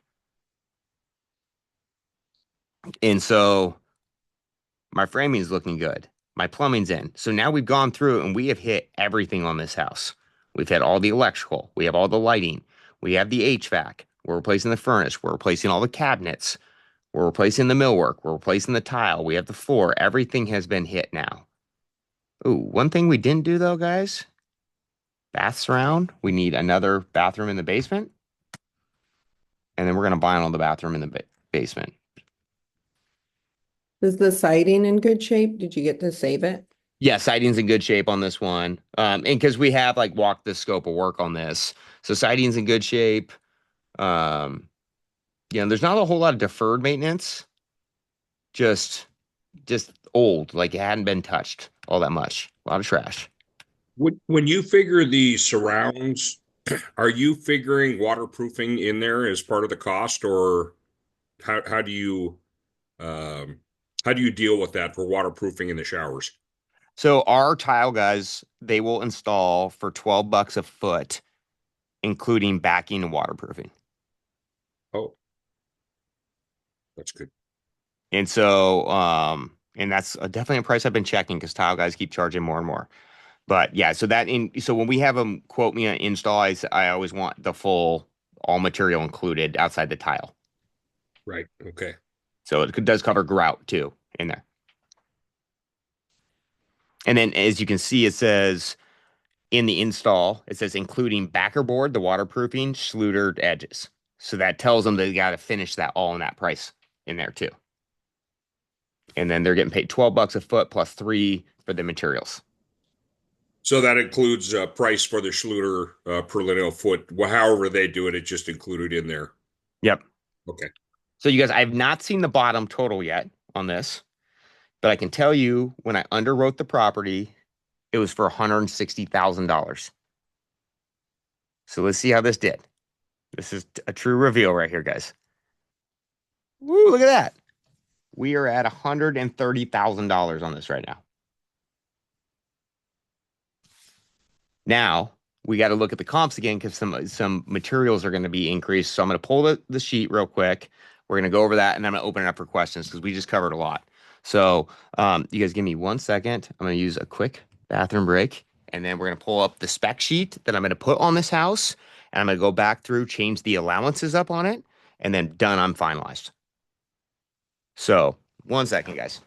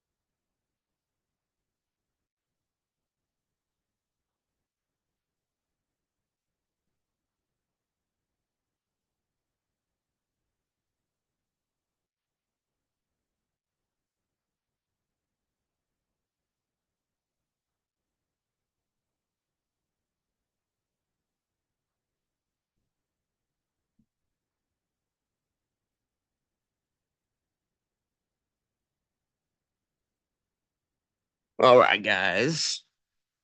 So I'm going to show you the spec sheet that we're going to pull on this one, and then I'm going to update some pricing.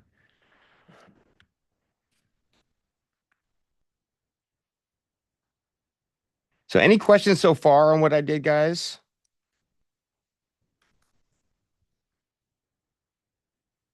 No questions? All right, so we're gonna pull up the spec sheet. How'd you come up with 160? Well, sight unseen, and then and I think we're going to be and then when we were looking at the comps, they're a little bit nicer too, so we were budgeting for some nicer stuff in there. And I think once we make our adjustments, we're probably going to be damn near close on that. But the 150 though, so you guys, when I talk about how to get pricing out, right? Going through and bidding out properties and getting 2 to 3 quotes from contractors on a specific house, like a 1920s house, a 1960s, and a 1990. You'll get this consistency on a price per square foot typically. And so on average, we pay about $75 a foot for a 1960s full renovation, which puts us at about $150,000 for the house. And so that's where in the flip calc under the underwriting, you can put in that price per square foot. So that's kind of how we budgeted it based on the photos and what we saw. And so we had 150 plus the 10. We added an extra, or we had 165. We added a 10% contingency on there. Do you always add a contingency then, right? Especially if I'm not walking through the house. I definitely do. Okay.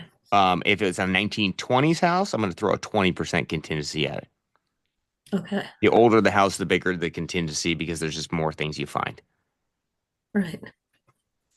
So, but right now, you guys, I think it's good to probably throw a contingency on just with the tariff. We don't know what's going to happen on some of those things. So it's just good to do. That's how we can pick up these extra overages. So, but I know one thing I'm doing is meeting with our teams going, hey guys, we got to shop materials. Like if things are going up in price, we're going to look for clearance specials. That's just what we're going to have to do. As long as it doesn't affect the value. So let's go.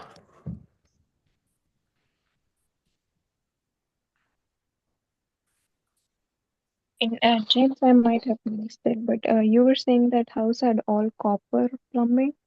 Uh, how do you decide whether to change that to PEX or keep it copper? So you guys, I think copper is the best plumbing they ever made, personally.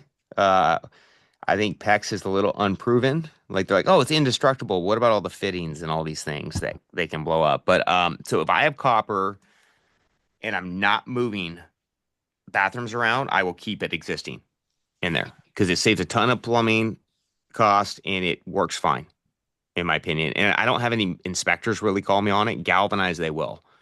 But once you start moving things around, you just end up having to replumb the whole thing. Okay. Bobby, Yeah. Quick what's going on, bud? question How for are you. you? Hey, good. How are you? Good. You guys got. I got to come check out that Lake Forest Park house, dude. I'm so stoked for that thing. Yeah, I have a question on that one. Okay, there we go. I put some pictures in the chat. We have a beam that was covered when we purchased it. They had a kind of a drop ceiling in there. And the beam is on the kind of the north end of where it attaches to the post there. It's twisted and it's also cracked. I'm not as concerned about the crack, but they kind of, I don't know if it was kind of twisted like this when they put it in, but there's one picture that shows kind of, they tried to put a board underneath it to support it better. Had an engineer come in. He's not too concerned about it, but I'm just thinking the way that it looks, that there is somebody's going to raise an eyebrow at that. Okay, so and everyone can see this, right? The beams. Yeah, they should be able to. Okay. And then I'll send this other picture with these other.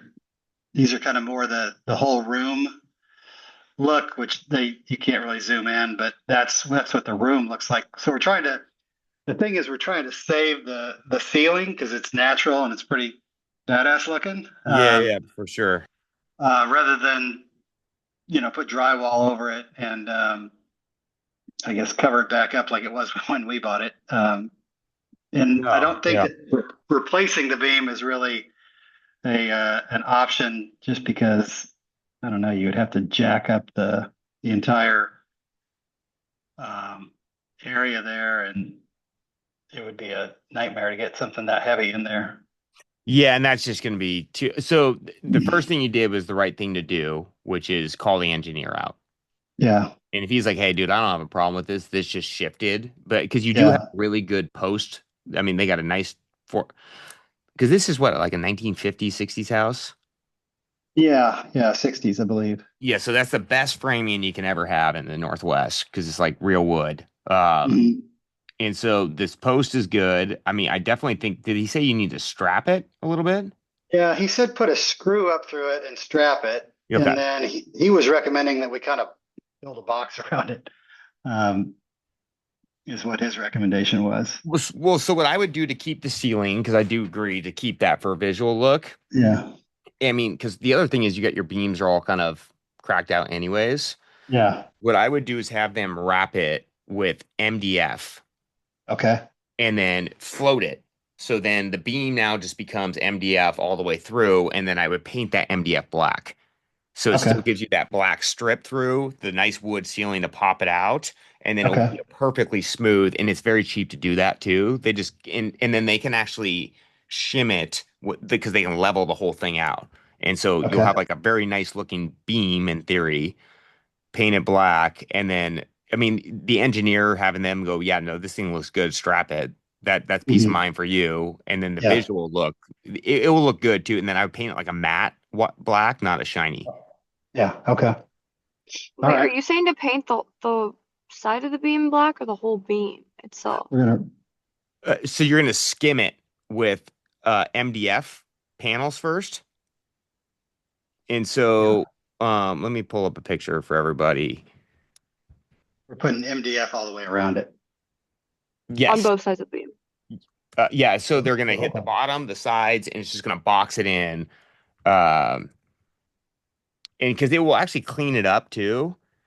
And so because you can even buy stuff like this, the guys you guys are using will probably want to just do it themselves. But see this right here? So it'll be the same concept. Can you see that photo? No. Oh, No. can't see it. Let me see.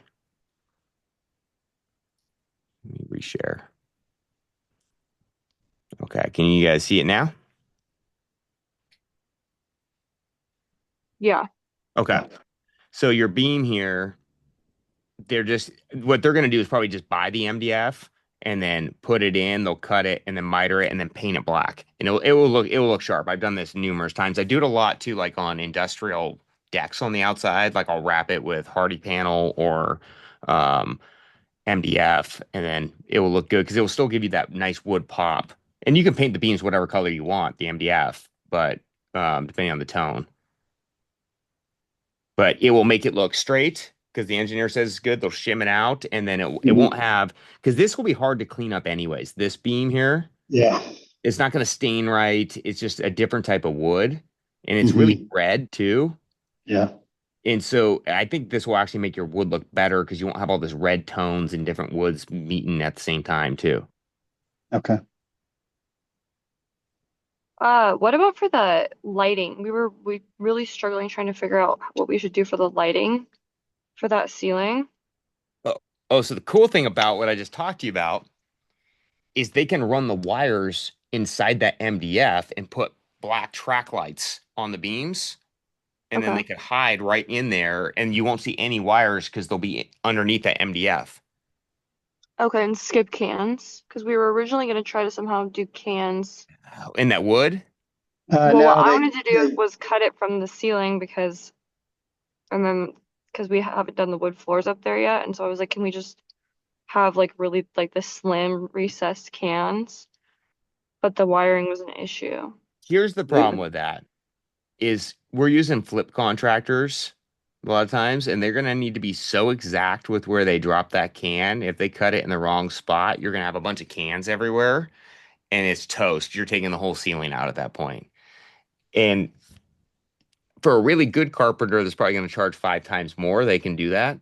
Um, we want to kind of know their limitations. I wouldn't mess with that. What I would do is you can do some really cool industrial tracks, but then you could put some sconce lights in too around. Hmm.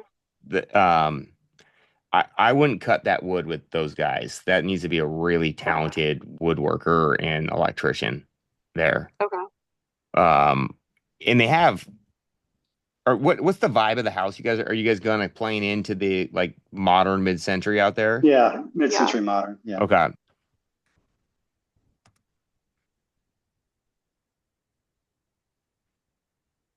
They have this stuff always looks because you can get some really good track lighting too, and it will hide in. It doesn't even need to hang this low. We can put Megan on the spec on it, but um, and I would just run them flush on that beam. They're black, and so they have an industrial look to them. And then the sconce lights will accent in that way too.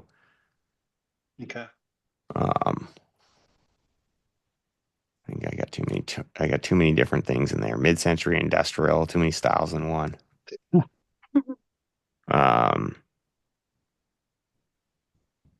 We can find something. Okay. But that would be the way I'd go. I just wouldn't mess with that Okay. wood if you want to keep it. Yeah. All right. One other question: waterproofing a deck or under deck. Do you have any products that you like for that? And is it worthwhile for resale? I mean, it's got the swimming pool in the back, so I think that we were thinking that, or the engineer at least was recommending that because the downspout situation, there's kind of water runoff that has been a problem and is running up against the house. So Okay, so an undercover. So the gutters, they should take them down and they can daylight them into the basement, or not into the basement. Don't do that. Away from the basement into like a little gravel dry pit. That would be fine. The undercover deck. Yeah, you just want one thing I would say is you want to make sure someone knows what they're doing because they're very problematic for leaking. Okay. Undercover decks can be not the hardest thing to install, but they also can be very, very expensive if you do it the wrong. So like the cheapest way to do it is to run a plywood surface, then they put a membrane down and they roll on that kind of waterproof decking membrane that doesn't look exactly great, right? It's like that industrial look. And then we buy the 24 by 24 tiles that click in. Yeah. And they go over because you can get those on Amazon for like $5 a foot or even less. Like, and so then we'll overlay it to make it look a little bit better. Okay. But that's the cheapest way to do it. I would get a little worried about some generals doing it though, because I don't want to deal with a problem a year down the road. Like, it's just there's so much water in Seattle, it gets everywhere, and I just like to have a little bit better company do it typically. Yeah. How I've done some is we built out a deck, and I wouldn't recommend to do it this way because it's on an expensive house. We framed the entire deck. We actually ran a TPO roof membrane on the bottom, and then we did pedestals and pavers. So the pavers allowed it to leak underneath, and then the pedestal system kept our pavers totally flush with the deck for the fall because the deck had to be built with like a 3-inch drop. Okay. But that's like a $30,000 install, which is not what we want to do either. Yeah. Okay. Do you have pictures of the deck? I don't think that I do of the deck. I've taken pictures of a ton of other things in the house, but not that. But I can get them and send them to you. Yeah, why don't we do that? Because then we can look at how is it already set up. If we're going straight to, we might want to look at that a little different. If it's already been kind of set up that way, then there might be an easier way to do it too. Okay. All right. But probably not a bad call because it's a good property. I would also let's just run comps too, like have the broker run comps, make sure, because it's a great thing to have, but do we need it or not is the question. Right. Okay. All right. Thank you. Yep. Guys. That was a good question. You guys, twisted beams look freaky, that's for sure. And sometimes they are. Okay, so what we're going to do here, I'm going to pull up the spec sheet. We're going to see what we're going to do to the house.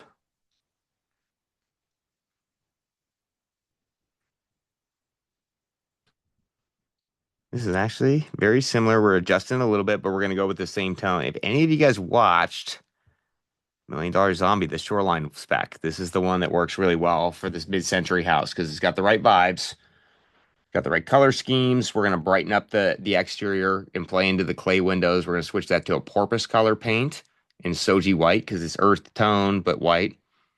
We're gonna do the same types of floors throughout. And then these cabinets, though, we're gonna upgrade to match the style. These cabinets are gonna cost us about double what our normal shaker do. So on my James, we budget don't sheet. see them. Oh, Or we we don't see them? yeah. Nope. That's not helping then. And so after we looked at comps, we're like, okay, we need this thing to be dialed to hit the number that we're looking for at 1.2. So we want to play in like the ones that are in our budget sheet are like a standard white shaker cabinet and a counter, which are fine, but for the house and to get the maximum value, we want to play into this. So this cabinets are going to cost us about double on our pricing typically. And so we're going to come back in. I'm going to go to my budget sheet. So now we've made the budget sheet on site. We looked at the comps. Now we're going, okay, what do we need to make adjustments on? So kitchen, we have, this is going to be, it was at 7,500 before I deleted out. That's going to go to 11,000. And then we have 600. And I need 3 bathrooms. Appliances. We are going to upgrade when we looked at comps to a same set that's basically in this house, which is going to be, see, let's go this.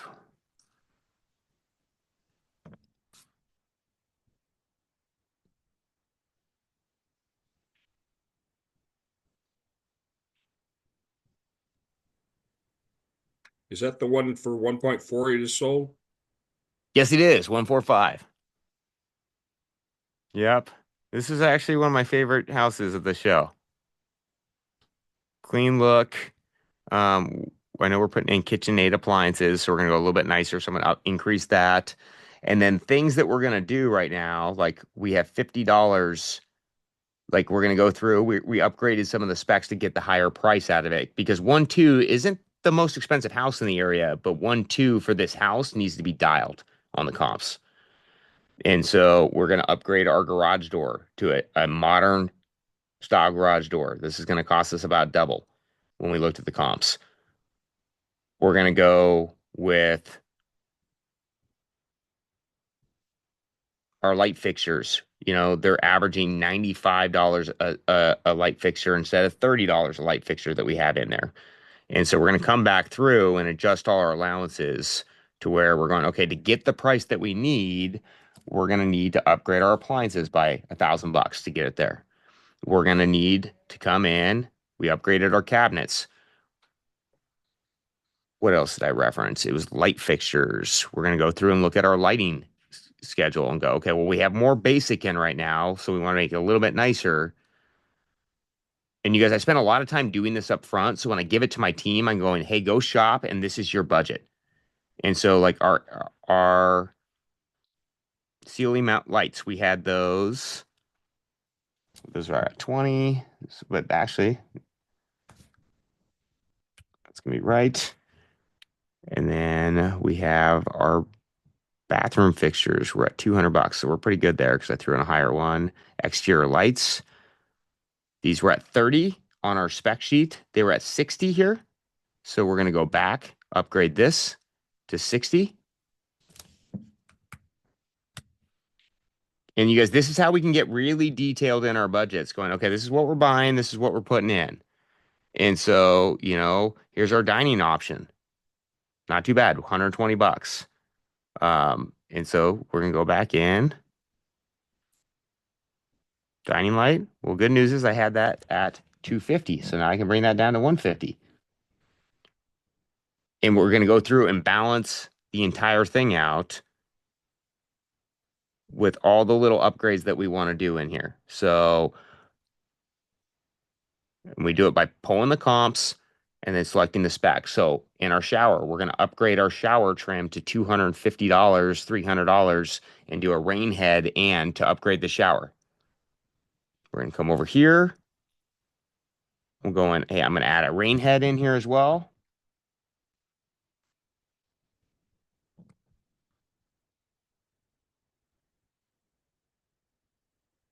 all of a sudden we're at 132.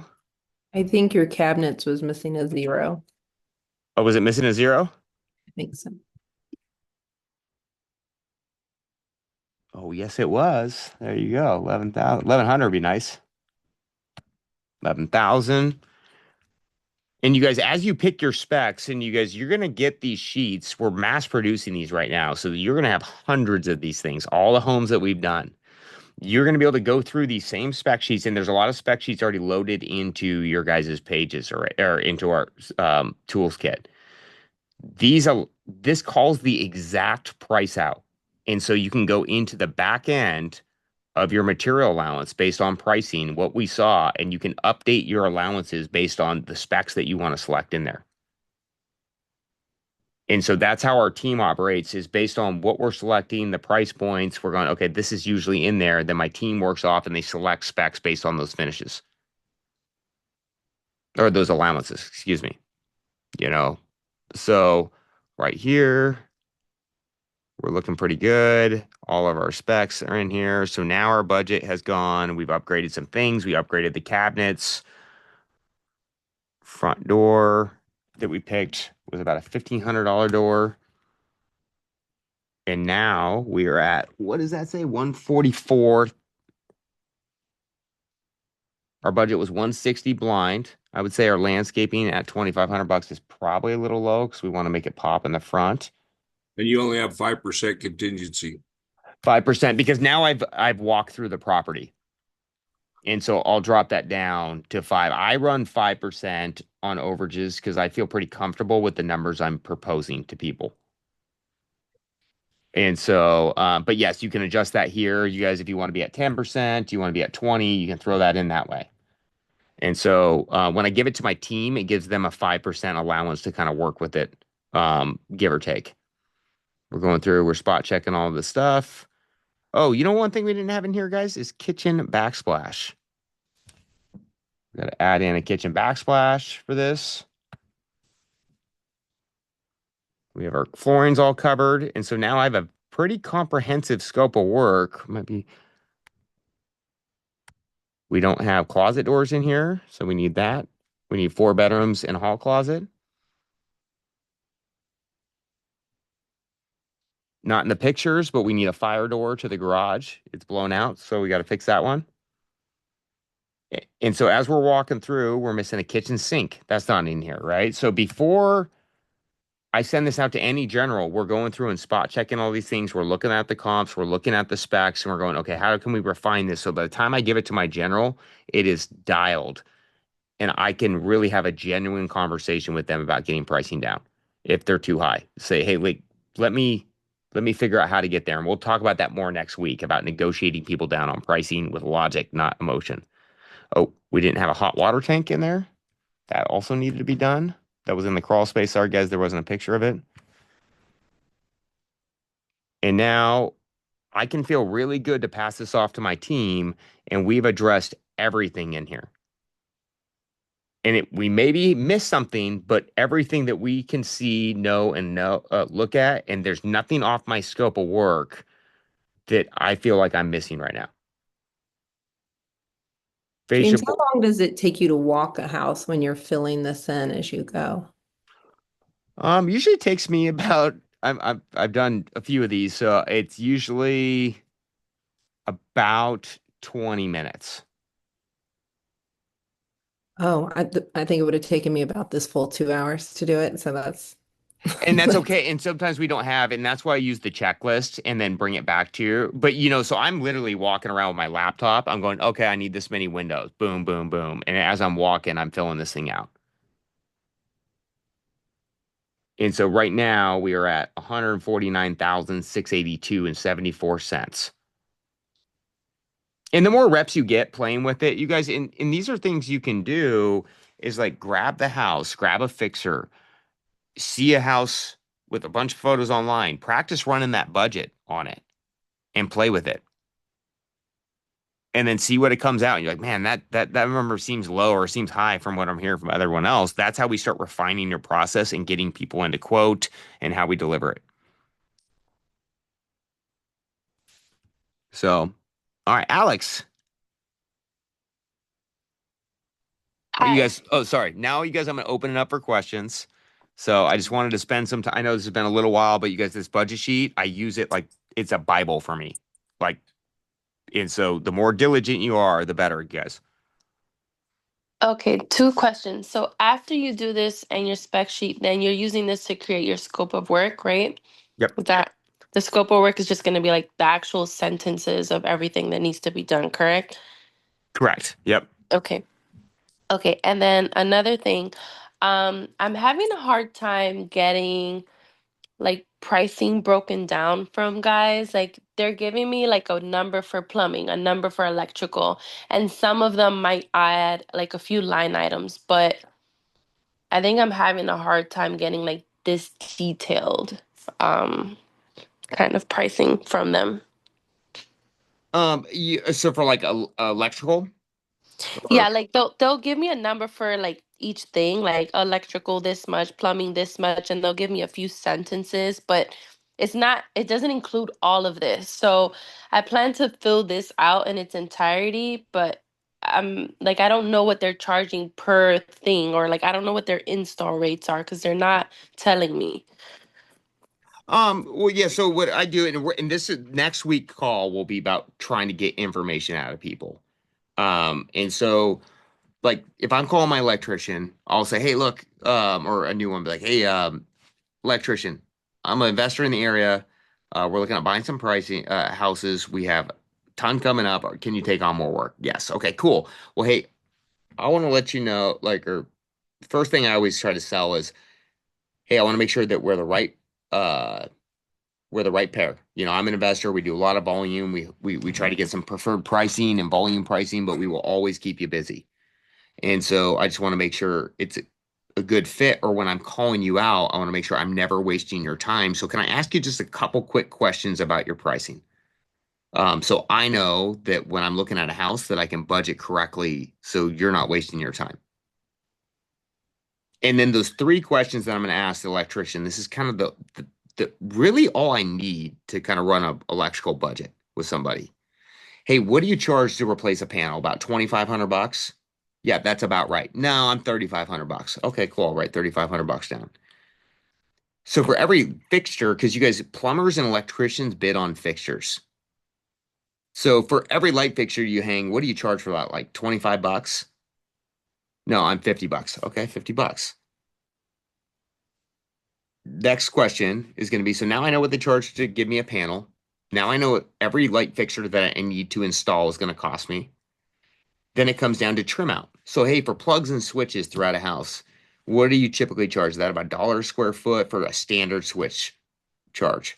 Yeah, it'll be about $1. Okay, so for decor, something a little bit nicer, you about $1.50 or what? No, I'm at $2 for materials. So now I have an electrician. I know what their panel is. I know what their light fixtures are. I know what their trim out is. Then to rewire a whole house, that's the really last missing component to give me my first set of core numbers with the electrician.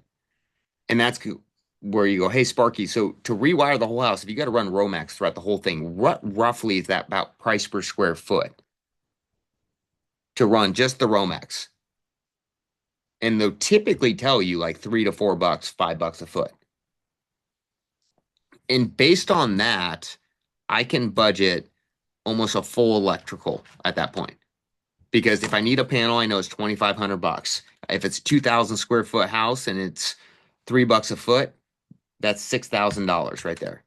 If I have 40 light fixtures throughout the whole house, bathroom lights, ceiling lights, dining lights, everything. Okay, so I have 40 fixtures times that by 25 bucks. So that's $1,000 for the fixtures. I have $6,000 for the Romex at $3 a foot. I have a panel at 2,500. And then trim out, he said, was $1 a foot at 2,000 square feet. I'm at 11,500 before tax, and that's going to give me majority of what I need to do in electrical. Now, there's always going to be the one-off things like, hey, I got to run new power over to this washing machine, or I need to trench this in, or I need to add a meter and a mask. But those four questions will get me 85% of the way through of me budgeting for an electrical. Just those four. Okay. Um, because I have like a bid from a guy that's giving me everything, but do you suggest that I call like an electrician, a plumber separately to get that pricing and then compare it to what he's giving me? No, it's good for you to know because it's a you by knowing that I can negotiate a general contractor down. Mm-hmm. And the general contractor, we try to have them bid everything too when we can. But when they give me a quote, let's say my budget's 100 grand and they come in at 130, I can now go through with the general contractor my budget sheet and go, okay, let's recap. And again, we're gonna cover this is like next week's call where I'm gonna really negotiate that like price and how I work it down. But I can go through it and say, hey, look, so I'm trying to figure out. So like on plumbing, you got my budget's 13,000 in here. And 13,000 covers the rewire. It's what I've interviewed electricians for. This seems to be the going rate in general. And I can go, well, dude, you're at 20 grand. That's 7 grand higher. Can I walk this through? So, you know, I came up my budget based on $3 a foot to wire. Does that sound right? Is it about $2,500 to upgrade the panel? Yes. Okay. I need to upgrade my meter and mask. That's about 1750. Does that sound right? No, that's 3,000 for me. And so I can go through and find out where the high prices are. And the other reason I want to understand the cost is for some reason that general contractor might hit every budget item, but his electrician is really expensive and he's my cost driver on it. I can take that off his scope of work and plug in a different electrician because I've already interviewed them and I know what their pricing is. And so by knowing the price, it allows me to move things around to keep my budget under control. Okay. Okay. Thank you. Alicia. So I put some pictures in the chat and wanted to get your thoughts on color. It's the very brown looking house. Oh, yeah. So I want to keep the roof because it doesn't need to be replaced. Oh, is this your house? I'm working to flip this one right now. Yeah. Hey, cool house. I like it. Yeah, I kind of love it. And the street is all different houses. It's very Georgia, very colonial. Everybody's brick. But that brown is just, I think, overwhelming. And I was thinking like I originally I'm thinking to leave the brick because I'm a brick lover, but it doesn't have to be that way. Um, and then I was originally thinking something light, like more in the white tones to paint the house. But then it's just too shocking, I think. And then I kind of have landed maybe in the beige sample that I put on there. But I don't know, just any thoughts if it's just Because you probably if got I a could lot of change brown the on roof. your roof. Yeah. So we want to play into that. I mean, I don't hate the brick. I feel like you could brighten it up a little bit. Um, And I put a picture of the brick so you can see it. It's like I've never seen brick like it. It's almost purpley and black in places and not as red as like normal brick, but yeah, it's almost like they like smushed a bunch of bricks together and made these. yeah, it's a very odd brick. I've never seen it. I gotta say, I don't think I've seen this either. Huh. Georgia loves its brick. So That's same with Arizona. I've learned it's a lot cheaper to install it there than it is up in Washington. That's for sure. Um, so the lime wash, I'd be a little concerned with painting lime washing that brick because there's so many different colors going on. yeah, I do love a lime wash though. Uh, yeah. oh, I think this picture you put up looks great, by the way. The the white one is not mine. Victor put that up. Oh, Victor? Yeah, I do think it looks good. I would just add a little bit of a color to the like an earthy tone shutter and a front door on it to tie in the brown. I do think that looks good, personally. Going lighter. That was Uh, probably more the color I was originally thinking. I just felt like it might be too shocking with the very brown roof and the very brown brick or but weird. if you put a warmer white on, like Soji white, or in an intellectual. No, that's gray. Soji white's kind of a warmish cream, or also alabaster's a little warmer too. Okay. I wouldn't go too far away from the white because I do like it. I think it brights it, pops it well. I was a little worried about the brown roof, but I think Edgar or Victor just solved that for me. I would just add in like a little bit like of earth tone, almost like urban. If I was going to do this white, I would do the shutters urban bronze, the front door urban bronze, and then the brown roof, and then like a soji white or an alabaster on the outside with like a warm white tone. Okay. So I do think this looks sharp, and it's um. Where's your colors you got up? The cool beige was the one that I kind of landed on. That looks a little pink to me though. It does have a red undertone. I had gone, there was another one that I did from, and I painted it on it, and we had storms yesterday. It turned very green colored looking in the afternoon light. So I felt like the red undertones just went a little better. Yeah, because you do have that brick's gonna throw it off a little bit. Hmm.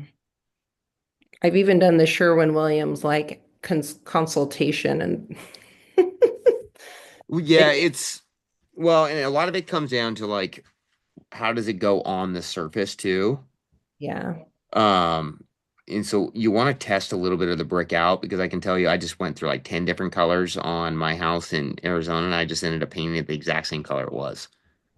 I was like, That's nope, they nailed it. I thought I was gonna go 10 different ways, and nope, I went right back to the way they originally had built it. And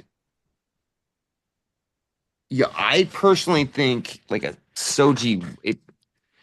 I don't know if I go with the pink tone on that because I think it might pop your roof out a little weird too. okay. Um, Yellowish creamy. let's see. Sorry. Like the door frame is a very light color. Would you kind of go in that direction, but use So that? I'm putting up this color right here for you. I tried this one. I would put this sample up. It's done me right many of times. Okay. Actually, the window trim on that mid-century is going this color, and I'm doing a like an urban bronze on the outside. But can you see it? Yep. So, Yep. so it's a soft white, but it's actually a little bit whiter than this looks here too. But it Okay. doesn't have the same pink hues in it as much. And then I would go urban bronze on the door and the shutters because they go really well because it's kind of like a family of that color. Perfect. Okay. I have my Sherwin-Williams color wheel, so I'll start pulling those. Yeah, and you know what? Let me look at all the ones I pulled from my house because I was trying to do like a really warm white too. And oh, here we go. Yeah. Soji white.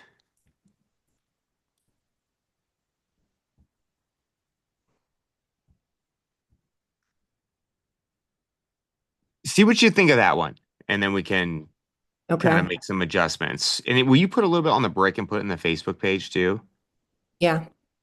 Um, but I agree, it should be a warm color, and then there's some taupe colors too that could be good. But then I'd almost want the brick to pop a little bit more. That's what I Uh, was thinking. If I went too beige, then it just feels like washed out. beige blob. Yeah. Yeah, and then you got the brown roof. I think the yeah, with the brown roof, because you guys, those are things people forget about a lot. We want to paint around those colors a lot. Um, like usually when I have a brown roof, I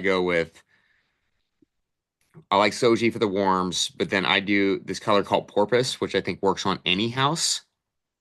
And actually, it might look pretty good on that house.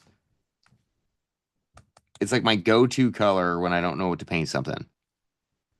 And I've probably painted 700 houses in my life. I use your drift of mist inside. So Drift and Mist is a great color too. Um, it kind of has more, and then it might be a little darker than you're hoping for, but Are you screen sharing? Didn't share. I'm pulling it up right now. Okay. This is kind of what I would accent. And honestly, when it goes on, it looks a lot better than the photo. Because I remember I got it from a designer like 10 years ago, and I'm like, oh, this is a terrible color. And then I put it on, I'm like, oh, I like this. Um, so I'm trying to find it.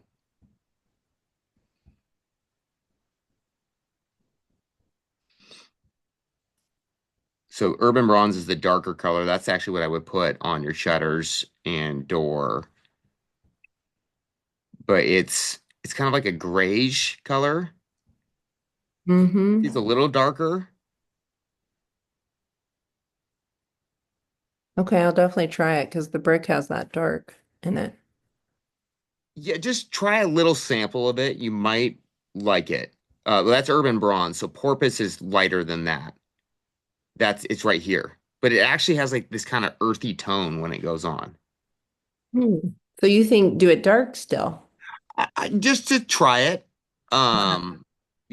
But I actually do think that what Victor put up in the Soji White would be a good option. I think the other one might have a little bit more pinks than you're hoping for when it goes on. Okay. Yeah, appreciate it. Thank you. Yep. Jason, What's up, James? what's up, buddy? How are you? I'm good. Appreciate all the insights and everything you're giving us. Question, where I've tried to find the budget sheet in Project RE. I can't seem to find it. Where can I locate it? It's in the tools section in the back end. Um,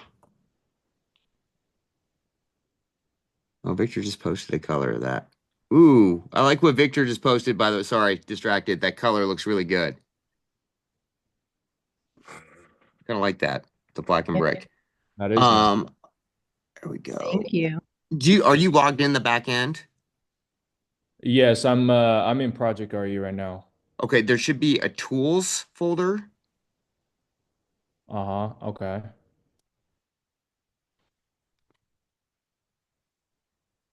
And then it's in with all the other financial calculators too. Okay. Got it. I'll find it eventually, no problem. Yeah. So I made a post on Project RE a couple of days ago about one of the flips that me and my buddies doing together. I want to get your thoughts on the bathroom layout and to see whether or not we need to change it. Okay. Oh, Um, yes, I think I responded with some questions on there. yes. So are you? Can I share my screen? Yes, for sure. Yeah, Okay. because I did have some questions like because we can update it, but do you need the space for anything else? Right. Let me Okay, can you see this? Can Oh, you yeah. see the screen? Yep. Okay. So yeah, that's the bathroom. Wait, there it is. And then I've got one bedroom. It's a Rambler, about 1,400 square feet in Kent. And then the right side is one bedroom, and on the left side there are two bedrooms. And Oh, behind is the living room. are you keeping it a one bath? We're actually gonna they converted the garage to like a bedroom situation, so we're gonna open up the kitchen. Here, I'll show you.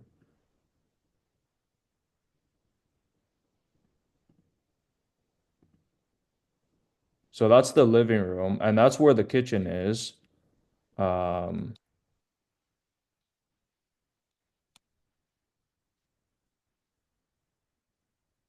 yeah, so that's where the kitchen is. So coming out of kitchen, so we're gonna knock this wall down to open the kitchen up. And then behind the fireplace is where like they made it like fourth bedroom situation. So we're gonna, make that the master. Okay, so the one bathroom in the hallway staying the same, and then you're adding a primary with a bedroom and a bathroom behind that fireplace wall. Yep. Okay, which is pretty normal in those kind of houses. Okay. So going back to that bathroom layout, we Yep. just want to make that nice and good for three bedrooms.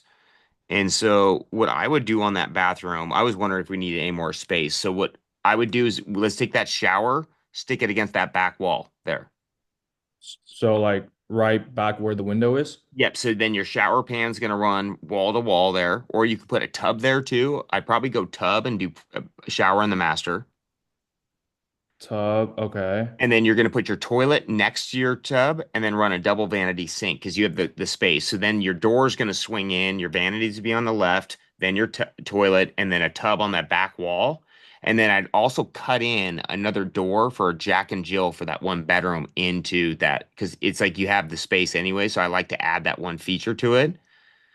And so on the other side of this door here in the picture, you're going to cut in another doorway to where the bedroom has access right into that bathroom too. Wait, I got lost. I'm sorry. Oh no, you're all good. So you're going to come in your door, right? Yep. Through Coming here. to my door. Yep. The left is going to be a double vanity sink, Okay. Okay. Double vanity. and then you're going to have a toilet, Vanity. Okay. Toilet. Yep. and then your tub is going to run across the back wall. So it will be, Got it. and then on the other side of this door that swung in, you're going to cut in a door frame into that bedroom. And Uh, that bedroom's gonna have a door that goes into this bathroom too. It's just a nice little bonus that people like. oh, okay. And Got so it. then you have and that's a good sized bathroom for three bedrooms. And then you have like it's almost like a secondary ensuite, but the cheap version. So it's just another little feature. Okay. So double vanity on the left, and then toilet, and then tub against the wall over there. Do you think the window is gonna get in the way of the tub? No, no, because you'll wrap your tile around. So your tub will go down. It's probably gonna be right below this toilet paper holder, and then your tile will go all the way up. And then your window can stay because you want natural light in. But honestly, you're replacing this window, I'm guessing. Uh, we're not planning on it, should we? I'd have to look at your comps. Do your comps have new windows? Um, Because that's an old 50s window single pane. yeah. So And this is that our house right here. okay. This, and then this one recently sold. Oh yeah, you need to do your windows, dude. So like let's look at this house. So this house that got a big price for it for this area for sure. Okay, let me actually try to pull up the photos. Yeah, because that thing's pretty aced. They resited the whole house.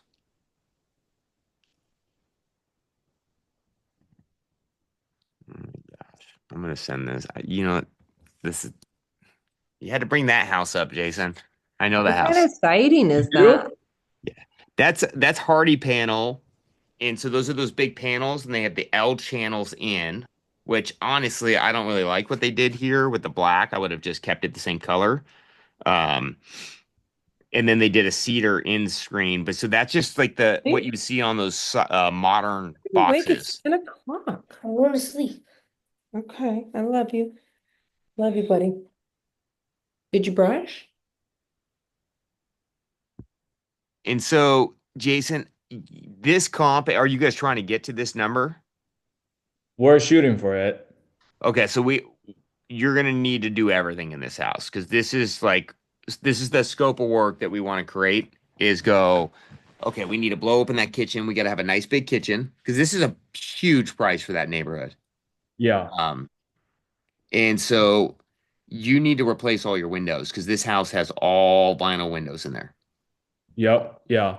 And so, Replace the window, you mean like change the dimension of the windows or just replace the new one, but same dimensions? well, if I was going to replace that window anyways in that bathroom, I'd just go to a small bathroom window because it's way cheaper anyways, and they can just sight it in and then you can make it more feature tile. I mean, it's all going to be the same cost for you. I just like to accent the tile more than the window. Got it. And so if you go to like a normal window in the tub will be like half of this window. That will cost you like $150 for that window. Mm-hmm. This window will cost you about 280. Mm-hmm.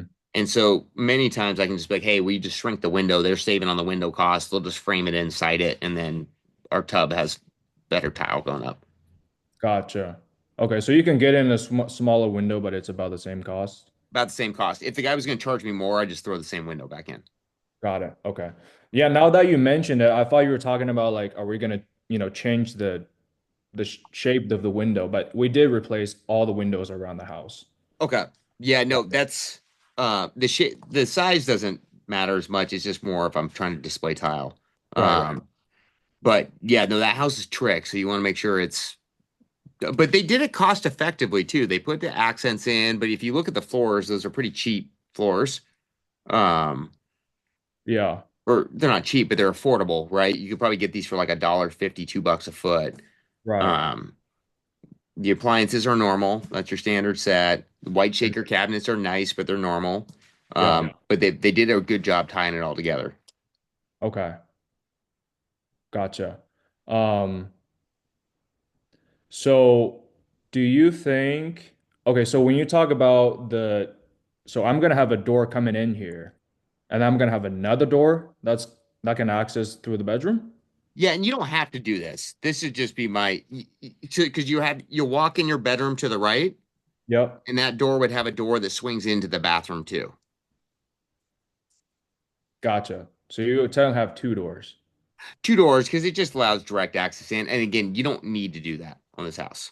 I see. Okay. Yeah. Okay. Now I see the vision. Okay. Yeah, they call that a Jack and Jill bathroom. So the guests can use it from the other ones, and then one person has direct access in from their bedroom. Okay. Got it. Okay. I'm gonna tell my partner because he was just gonna keep everything original. But I'm gonna tell him to, to do what you told me. Well, and if he wasn't planning on this bathroom getting changed around, there's a little bit of creep on cost and scrap the door. I would say get this bathroom right though. It's gonna feel a lot Mhm. better with this other layout. Right. And For then I sure. go shower in the primary, tub in the main. Okay, shower in the primary and tub in the main. Quick question for you on that one. James, did you do that because like, kids using the secondary? Like I'm super curious. That's actually what we're doing, but I'm curious why. Because I thought a lot of people wanted to do a tub in the primary. You know what I have found with the demographics that we're usually selling to is a lot of times, and it depends on the area too. Um, but part of it's personal preference for me. I'd rather have a big shower than a tub and step over every day. I think a shower looks nicer too for display in the bathroom. And then we're a lot of demographics, even this house right here in Kent, this is going to probably be a first time home buyer on this one for the size. And so typically it's going to be a little bit younger working professional buying this. And they're kind of coming from like nicer apartments that have these nice big showers. So they get used to certain spaces. And so I've just felt that people like a bigger shower than the tub shower.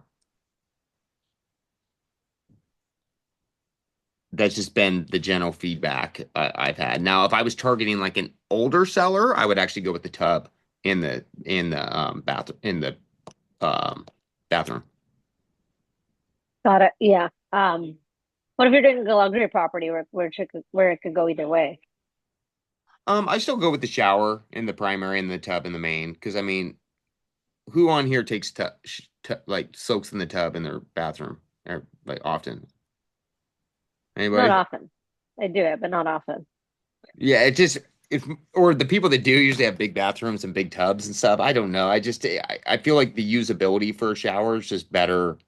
Um, and people like it better personally. And a lot of times we can make a in the same place that we can put in a tub, we can make a pretty big shower. And so it just feels a little bit more luxurious to me than a tub shower. But a lot of that's personal preference. You should just go off bed bath count and comps. I think that people like it better though. And that, I don't know, like you go in the bathroom, it's like you have a bigger tile display. You can add in a couple rain heads so it feels a little bit more spa. I just feel like people like it better. Mm-hmm. For sure. Okay, so shower in the primary ensuite, and then tub in the one we just looked at. Yep. Got it. Also, can I get your thoughts on my partner wants to keep this fireplace, but I just think I don't know, it's not very functional. Like it's a wood burning fireplace. Nobody is burning wood these days. What are your thoughts? Should we keep it just like it is, or should we change it to like an electrical one? No, I'd leave it for that price point. You're good. I just dress it up. Dress it up. Yeah, I paint it for this price point. I don't know. I mean, I might want to throw a tile on that just because the other comp had a really decorative, loud fireplace in there. Yeah. Um, you could put that same wood veneer over this if you wanted. But yeah, I would leave it. I wouldn't spend the money on putting electric in that one. Okay. So leave the fireplace.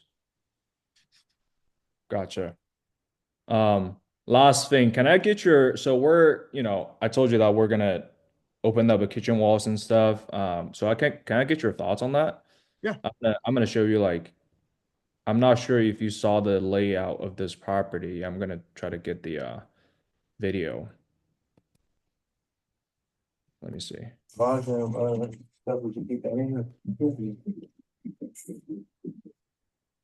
Okay, so this is the kitchen. And then in there, that's like, so this is where the fireplace is, and this is behind the fireplace. What we're thinking is we're gonna block this off, Yep. wall it off, and then make this like the ensuite bath, and then that the master bedroom. Yep, that works. That's common in that. Okay. And you won't be going through the kitchen anymore. You're coming through a different access, right? Right, we're gonna here, hold on. We're gonna like make a door like right here. Yep. Yeah. So you No, I think think that's that, the plan? yep, I think that works because all your plumbing and stuff's in there too. So it will keep your costs down. Uh-huh. No, I think that works well. And that's Okay. common in these houses out there too. Got it. Okay. Cool. Now that I feel a lot confident. No, it looks good. Just make it nice because that's a big number for that zone for sure. For sure. What on top of your head, what do you think is a reasonable target price for the ARV? I mean, I'd have to comp it all the way around. And it depends on the finished product, but usually that's gonna be like a 599 house in that zone. Yeah. And Okay. they got a premium, but they did it not. I mean, they did recite it, so it has that new construction feel. So that's how they got that premium. For sure. And they Okay. had to. That house was hammered when they bought it. Yeah. So you Well, knew about that house. yep, I did. I put my guy, I go, guys, go write this price. And then they thought it was a little bit different numbers. I was like, you guys, if I tell you to buy it, then just buy it. I'll buy it. I don't care. Ah, So, they didn't like the neighborhood, gotcha. but I know that neighborhood really well. One of the first flips I did in 2009 after the market crashed, I bought this guy named Paul Grasser's house, and it was really gross. And that street is the first street I flipped on out of the recession. Oh, wow. And I borrowed the money at 18% and 4 points. And we made like 16 grand on the house, and that was a massive win. 18%, 4 points. That's crazy. Yeah, there was no money after the banks crashed. And Man, 16 grand, you guys, I used to flip houses for 15 to 20 grand. That was what our goal was. wow. Yep. Thank you, James. Appreciate it. Yeah, I still got a picture of that guy's toilet too. So, all right. Phil, Pretty. Hey, James. How are you? I'm good. How are you? Good. So yeah, I actually walked the property this week, so just had some questions when I walked it. And it's perfect timing so to ask it. So first thing is, I saw your videos where you were talking about the initial walkthrough, and then you mentioned if there's no ground on the outlets, you usually have to do a full electrical rerun. Is that always the case? Because this house had no ground on the main floor, but the basement had ground. So I'm assuming like basement was constructed later. Like in that case, would you do like a full redo of electrical still, or like how would you do? No, so what I would do, I wouldn't budget for it down in the basement typically, unless I was changing spaces around. Like, was the layout good in the basement already? No, the layout also had to be changed. So, and if you start changing a bunch of the layouts around, they're going to have to rewire a lot of it anyways. And so typically, even if I see good wiring down below, because that's common, especially with basements, but I have to rewire the whole, like change all the configuration around and they're rewiring the upstairs. Typically, the electrician is just going to say, I'm going to rewire this whole house. And Okay. so I would say if the basement layout was good in the way you wanted, I wouldn't count it. But if it was you're changing up, it's the safest thing to do is to just budget for the full rewire. Okay. But there's no like middle ground in that, because somebody was telling me like, oh, if it's not grounded, you can just ground it and you don't have to do like a full electrical rerun. You can do a little bit of that. It depends on. So if the house doesn't need a lot of layout changes, you can do that.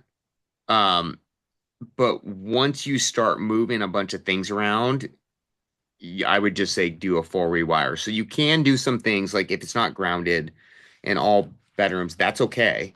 But well, let me take one step back. First thing is we want to look at the comps.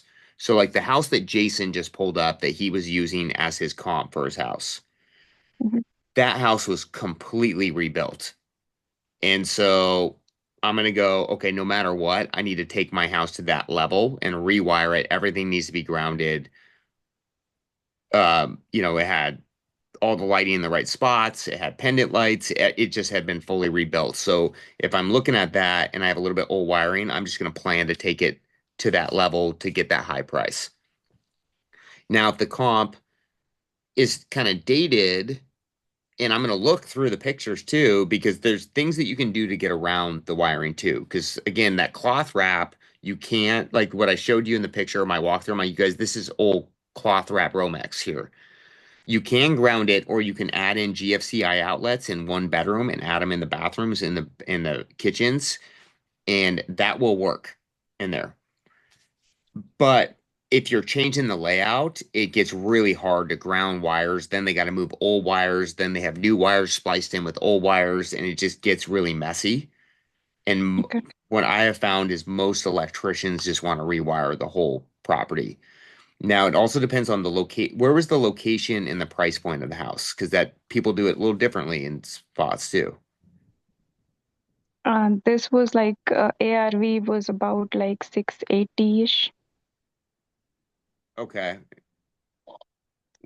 and that's a little bit higher than the area that you were looking in, right? Your median home price, if I remember.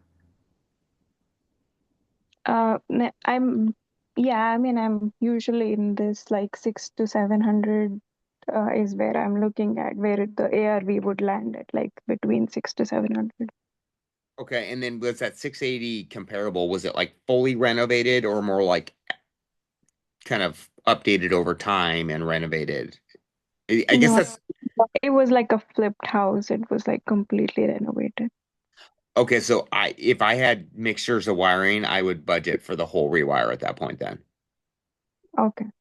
because that's Okay. just kind of what they're delivering. Now if I was doing a house, let's say in that same area, you're selling it for 499, and it's more of like kind of a dated house, but it's been updated with cabinets and countertops, and maybe it doesn't have all the bathrooms you need, but it's like an original updated house all the way around.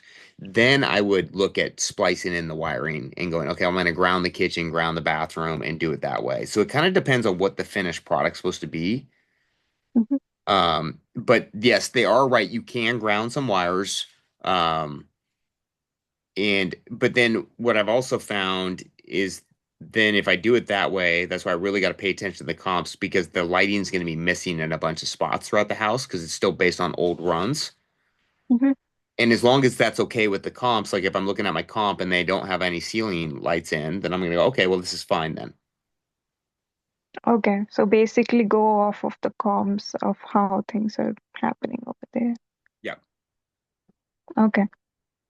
Because I And mean, I won't rewire everything by any means. I mean, I'll like if that property in Edmonds that we just looked at, if I wasn't reconfiguring so many bathrooms and if things were kind of staying where they were and I wasn't trying to get the bathroom bigger, I would have probably grounded wires and swapped out the panel.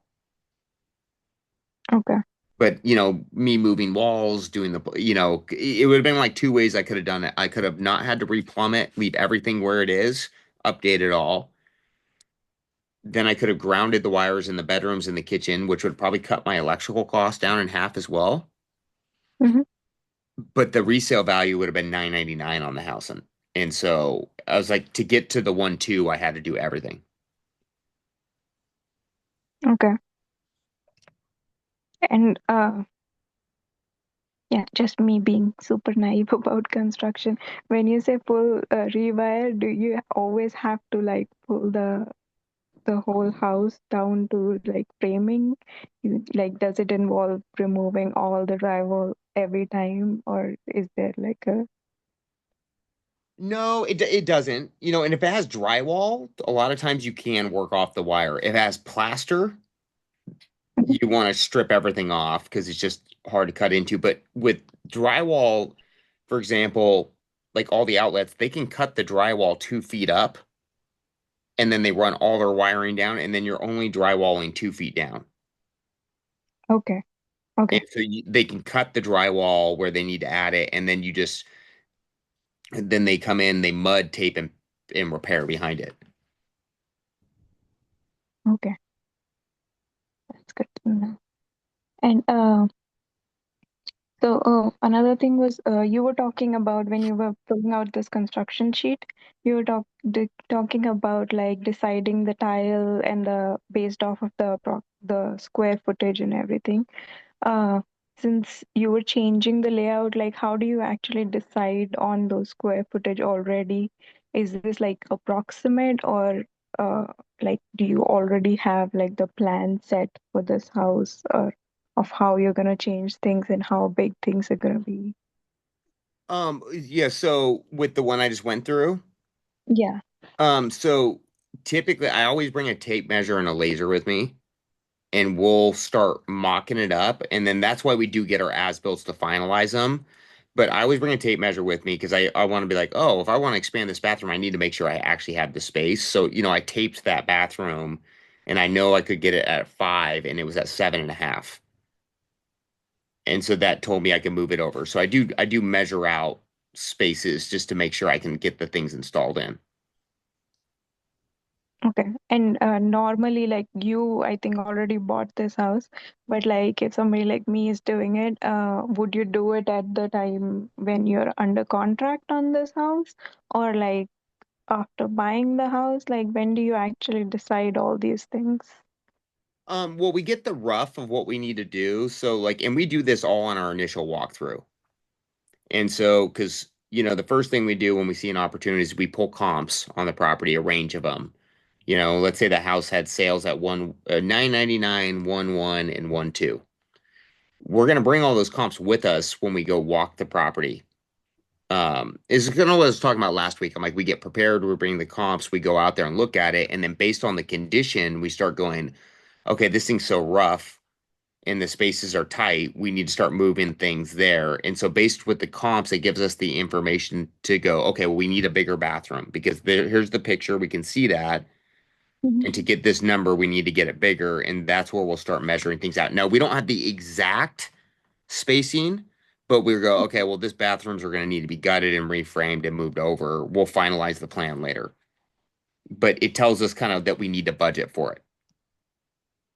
Okay. So at that time, you just decide like approximate budget. Yes, correct. Yeah, it's approximate at that point. Okay. Uh, okay. And so I just wanted to go through this whole process of me, like how you decided this whole budget. Uh, I'm like a very step-by-step person, so I just wanted to run this with you. Like, if I'm doing it in like a different city, obviously I'm not in Washington, so first I would like have to call out these individual trades to figure out these individual costs that you would have, right, in this construction sheet. Yeah, and we'll talk about that tomorrow or next week about getting those numbers out when we call a tradesperson. But I would say it doesn't have to be individual. Like that's kind of, what you could do first to get pricing is like that property that you went and looked at, have 2 to 3 generals come bid it, and then that will start to give us that, the rough numbers on it.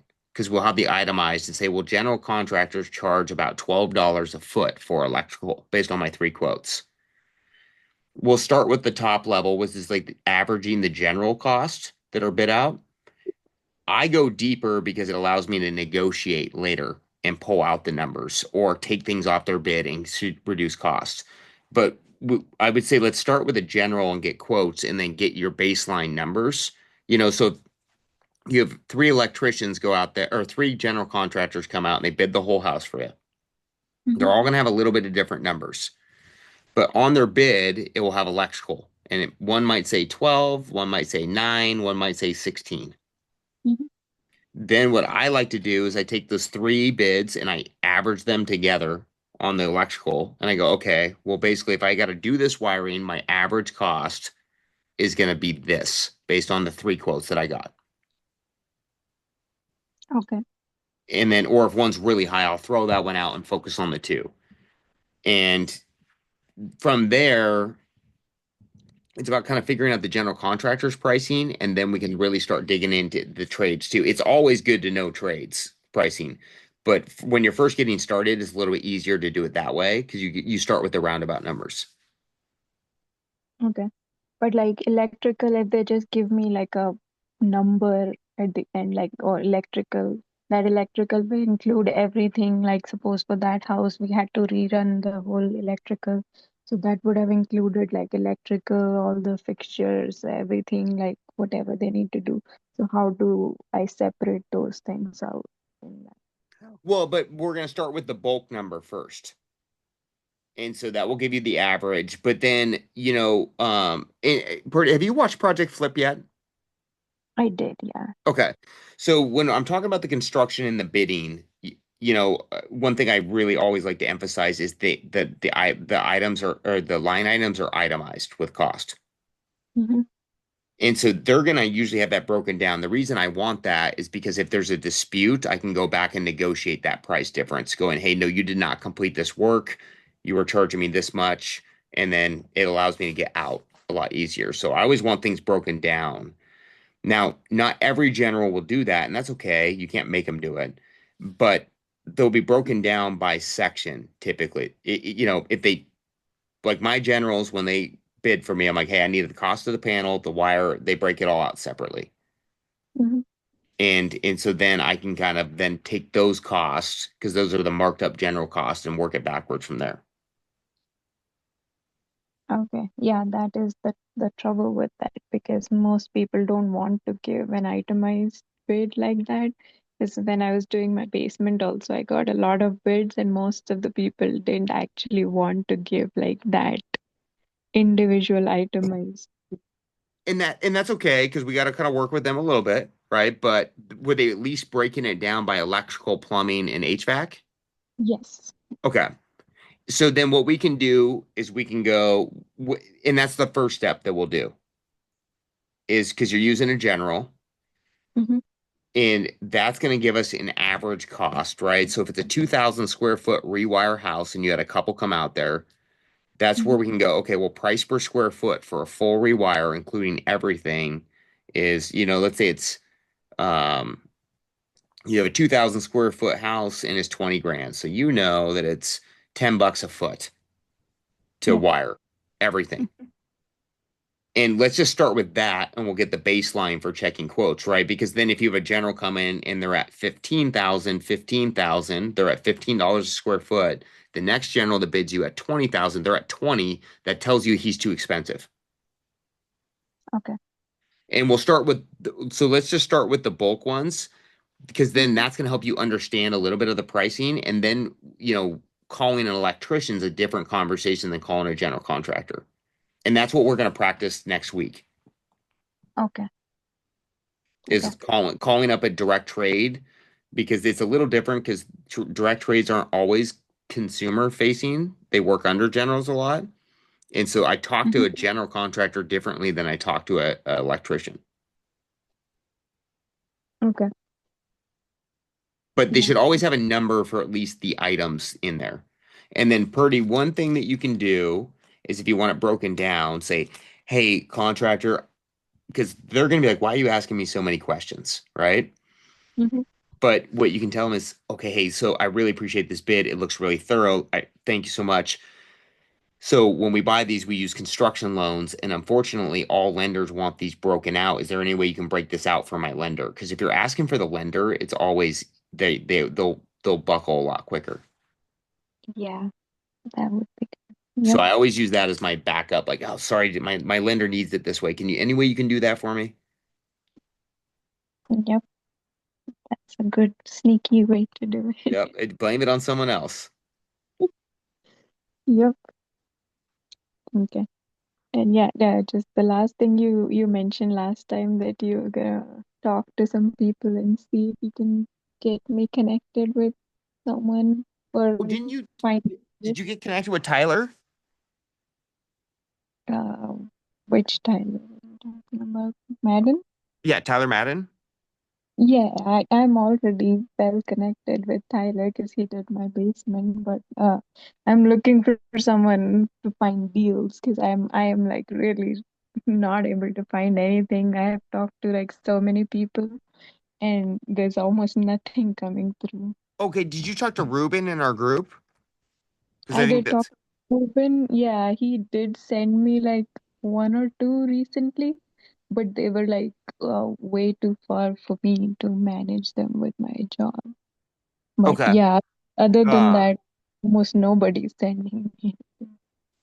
um,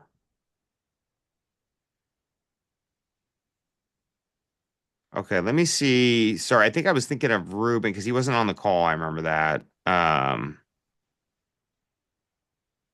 Okay. Yeah, Um, talking I'm trying to almost like think. every week. So Let me get.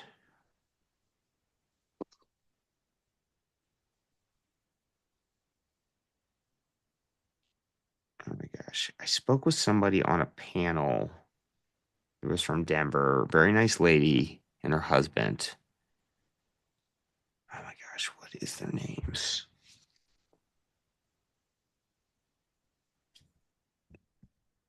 Hmm, one second, Purdy. As I'm was that your last question? Because as I'm answering questions, let me dig through my social media to get her phone number right now. that was my last question. Thank you so much. Okay, and they're actually a really cool family. They do construction and deal finding. Very, very nice people. Um, Okay. okay, I'm gonna dig through this and I'm gonna find her phone number because I really do like them as people. That like 4 or 5 times I've met them, they've been really they seem like they know what they're talking about. They're very well spoken and they're very nice people. Um, and she was at BPCon with me, and I interviewed her about construction, and she had good answers. So I am looking right now. Okay. Was it the woman on the panel with Dom? Yes. What is her name? Okay, I'm gonna try and find her name. I feel like I took a picture of the slide. Yes. Thank you. God, what was her name? I've met her a few times too. Um.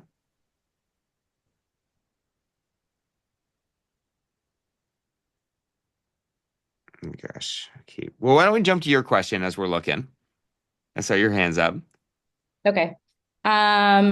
So I was wondering about mixing black and gold fixtures in the bathroom. Like if you have like gold hardware in your shower and then like a black faucet on your sink, a black mirror, like I don't necessarily want to go all gold because I think it looks a bit gaudy, but like what do you think about that? You know what? Mixing metals is totally in right now. Okay. And it's so weird when it first came up on you guys, I'm like, I don't like this. And then actually it comes together really well. I think it's definitely a good look, and the gold black is good. Like a lot of times, Megan will kind of play with that a little bit more, but it'll be more of an emphasis with gold, and the black will be a splash. But it depends on the whole vibe. But I that is definitely in right now. Okay, cool. And Just then don't go with like three. Stick with two. Some people go a little crazy and they start throwing everything. I'm like, well, you have chrome, brushed nickel, gold, and black all going on in the same spot.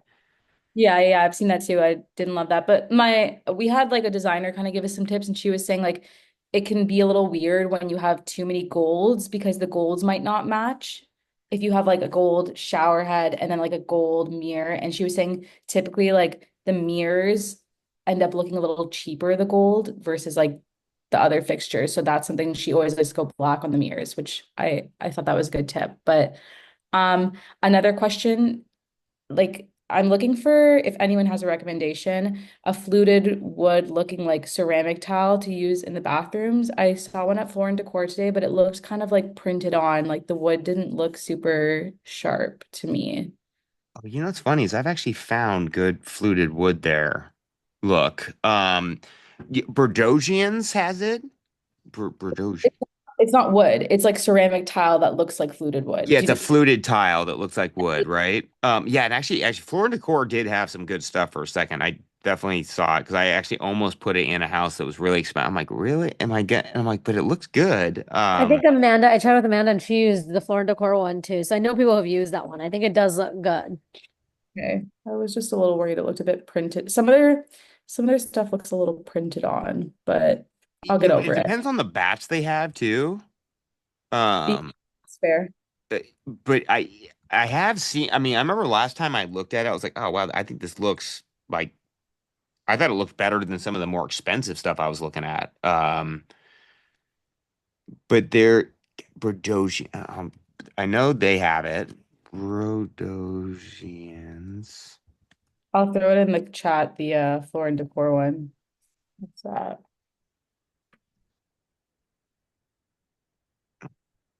Okay, so I'm gonna throw in this tile company too, and they have great pricing. You guys, I do like them quite a bit. I used a lot of them in Newport. And they have you want to make sure that you get a builder account there.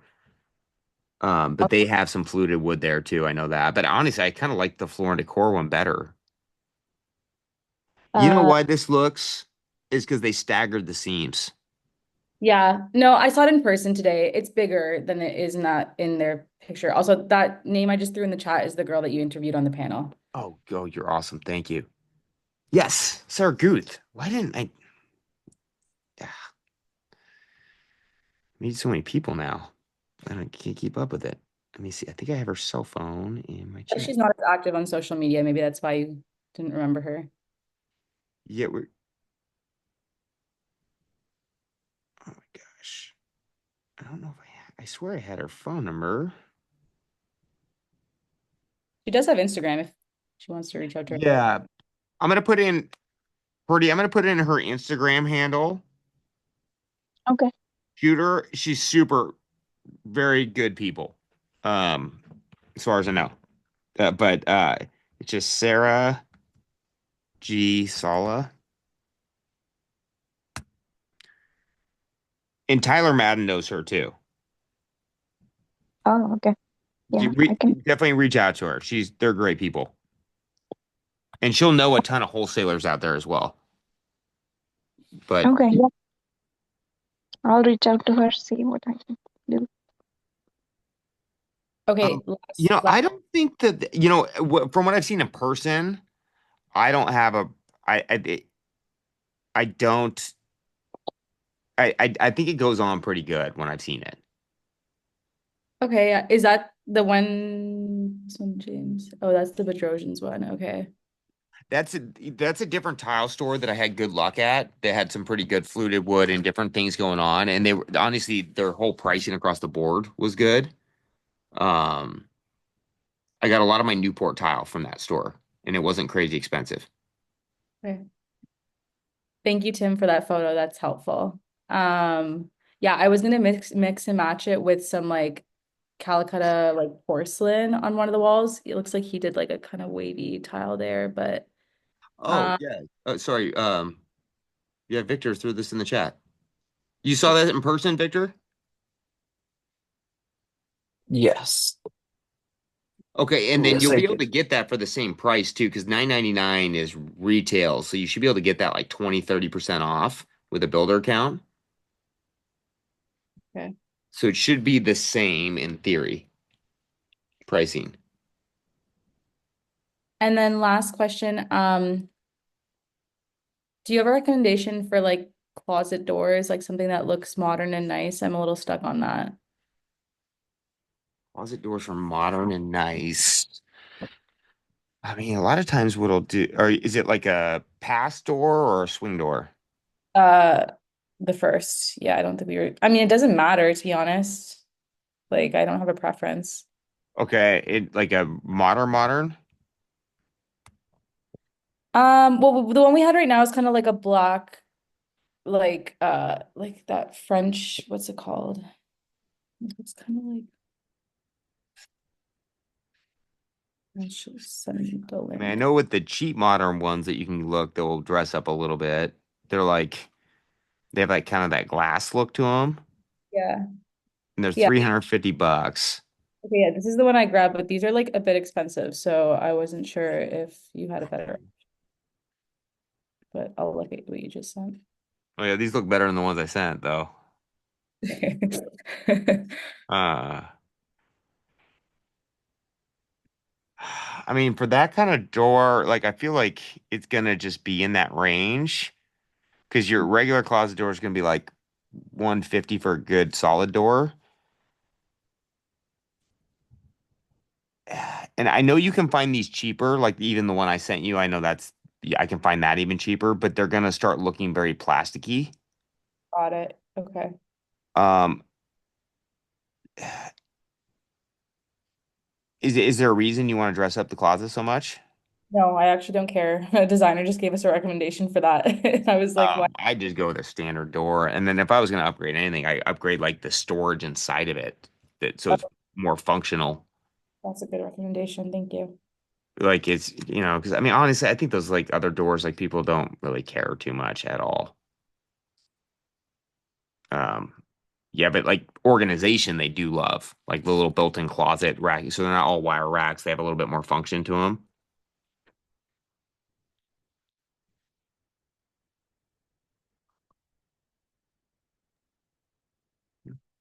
That's all I got. Okay, cool. Lynn,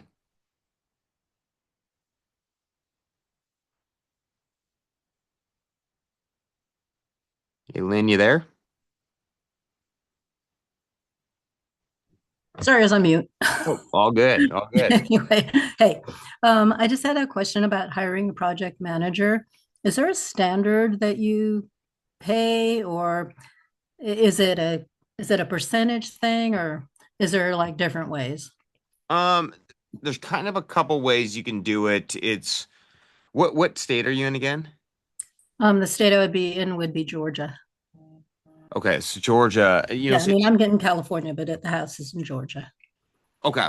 Um, well, the good news is a project manager in Georgia is a lot cheaper than California. Yeah. So our project manager that I do pay him, and now he's been with me a while, but our typical salaries for a project manager have been 75 to 80 grand. I have got guys less than that, and it has not gone well. Yeah. And now my current guy makes more than that, but he's been with me forever.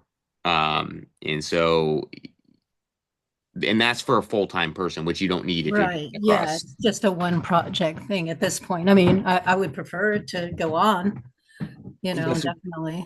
typically when you're hiring it on a percentage basis, like a project manager is, from what I found when you're hiring them up, like contract that, they're about 5% of the budget. Okay. So that's the total construction budget or the total budget of the house in general, or The total construction budget. okay. But All it, right. I guess I would also need to know like exactly what you want them to do. Mhm. If they're like bidding things out and bidding out and or are they more taking your general and just making sure they're being held accountable and checking on them weekly? Yeah, I would think it'd be more the checking because I'm not sure about necessarily if I'm even going to hire a general. I'm still like just putting it together what I'm going to do on this house Okay. because I haven't worked with generals before. I've only worked with subcontractors, and so I'm a little bit a little bit nervous about that. I just feel like having a project manager would be more oversight over subs rather than my trusting a general to oversight it. Yep. No, I get you on What I that. mean? You're just a far way away. Have you done one in Georgia yet? Yeah. Okay, Yeah. that's right. Yes. And it went badly. That's why I'm trying a different strategy. Not badly, I got it done, but it was excruciating. The wheels came off in a couple times. Yeah. And that was a Definitely. general Lost some contractor. sleep. Was that a general too? No, that was me hiring subcontractors, and then I ended up like finishing it myself. I was just so fed up. Are you moving many things around, or is it mostly like a like for like change out? I'm not moving things, but it needs everything. I Okay. mean, like I have to check and see about the septic. They've made an add-on that a bedroom, I would say it's like 12 by 12, that there is like 2 by 4 foundation under it. So it Okay. needs Okay. like block foundation. And just siding, I'm sure repiping completely. Electrical, I'm not sure. I put a panel and a mast in before I left the last time. So yeah, and lots of framing. If And it then, was the me and I typical had that, inside. I think hiring a project manager across in a different state is good when you don't have that stuff going on. Mm-hmm. Because the problem with that is there's all these little framing things that need to be tweaked, and then like let's say the electrician shows up and it's just a little bit off, they're gonna leave. Mm-hmm. And then you gotta go, oh, I gotta find this framer to come back and do this, and then it could only be off by 6 inches too. And then they're like, wait, it's not off. I feel like you're gonna. If it was me, I would hire a general out there. Okay. Um, have you ever talked to Micah in our group? No, I really haven't talked to anyone yet. Okay, so Micah, she just made a post in our Facebook group about a mid-century house. You should reach out to her because she's a listing broker that helps manage projects for people. Mm-hmm. Are Okay. you keeping this as a rental or selling? No, I'll keep it. Okay, you're keeping it. Yeah, just don't think there's going to be the margin on it. I'm trying not to lose my investment on it because, I was like dumb. I just bought it because it was cheap. It It's was one of cheap. those things, Yes, sometimes and it's cheap. like, well, Yeah, it was cheap because it's and that's because the it was problem. a When it's disaster. cheap, there's Yeah. usually like a can of worms there. Mm-hmm. Yeah. And when you're not there personally, or there's not somebody on site looking at it, what happens is they kind of go into no man's land, and then it stalls up the project. And so that would be my concern. If it was me, I would hire a general out there. Okay. All right. Rather than have a project manager, just go the full thing. Yeah, because the project manager is not going to know who to call to fix something real quick. They're going to say, who do you want me? They're going to ask you. Whereas the general will be like, hey, look, you have this going on. I got a guy. I'll come out. Do you want me to get you a quote? Mm-hmm. And then it's also stalling him out from finishing, so he wants to get it done too. Right. If it was all cosmetics, I would say project manager. But when you got that stuff going on, because those are those little weird things that come up, and when you have that weekend warrior add-ons and all these things, Mm-hmm. I do think your project will go faster and cleaner. Right. I mean, at least to get it to the stage of where it's in the cosmetic phase. Yeah, you could even have them take it through rough ends and then take over. Yeah. I mean, that if you really want to run it, that's yeah, because I talk about that in Project Flip, the bundle method. Yeah. No, I'm just talking about from a budget standpoint. Like, that's more what I'm thinking. And so I do think that would be for picking up costs, getting them to get you through like to drywall. Mm-hmm. Yeah. I think it would be really worth it for even just the brief what you described, because I've bought in so many houses like that too. The cheap thing that's got all the weird stuff going on. Uh-huh. Yeah. And they are these headaches that don't go away unless someone's like really monitoring that site. Right. And so Okay. I would, if it was me, I'd have a general get it through there. And then from there, it is easier. The project manager, which is like, okay, Mhm. now we're ready for drywall. They're mud taped and textured, they're finishing, they're checking the quality, they're getting the schedule through. Then it comes into, okay, now we're gonna get flooring down, millwork, doors. Those are easier things to manage from afar. Right. But it's your Yeah. framing, your rough ends, and your adjustments that are hard. Okay. Yeah, because I did all that other, I had subs on everything. So I'm kind of, and I know people out there for those things. But yeah, that makes sense the way you're saying it. That Okay. I Yeah, and I it's really, like I say, just a budget constraint. It's not anything else. It's not that I'm dying to do it. no, it's also like, but then the amount of rework you're gonna have to do on picking up that rough end stuff, you might just blow your budget anyways, is what I found. Uh-huh. Because then the guys are going out there, they're like, well, I put my wire in. But you're like, well, that wall's not even the right wall. Like, it's just, Right. it, from my experience, I would take it through rough ends with the general. Okay. All right. Yeah. All right. Well, I'm going out there, so I will definitely be interviewing people. And one other question too, the first show, the first in the talks you did last week, I can't find it anywhere. Is it, did it not get recorded? Oh, no, it would have. Let me check with the team and see where it got posted. Yeah, They because I might mean, have, yeah, yeah, because because they I'm auto. obviously really interested. Okay. Yes. I'm going to email them right now. It's probably just needs, our tech person probably didn't edit and um revise it. Hold on. Yeah, because the one after it, the student success ones were posted, but not when you were talking about the first contracting stuff.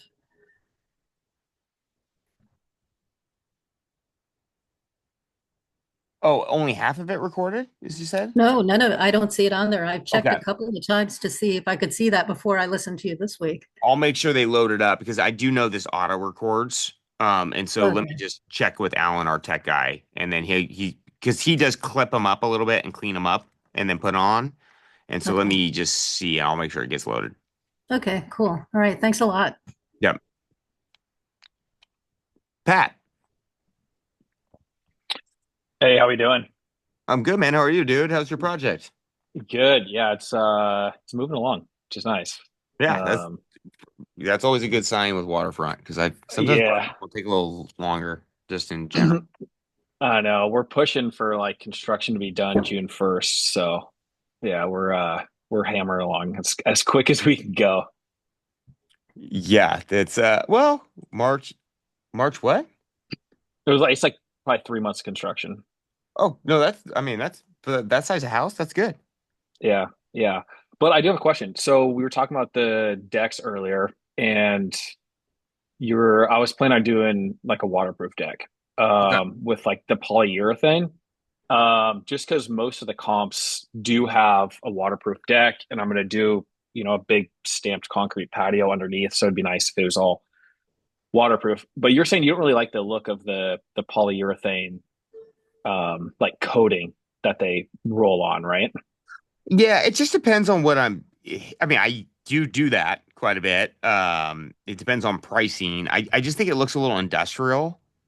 Okay, Now, not quite as like finished. yeah, and so there's I'll show you these panels. Oh, So what's up? tomorrow, we're doing 8, so that's 9 times 8, so it should be up to like 7-ish, huh? Okay, hold on. I'm grabbing it for you. Yeah, and so you can do this overlay stuff. Oops. Yeah, I don't You love think the I could look. just like, you think Go I ahead. could put like just like actual tile down? That would be expensive. Um, Yeah.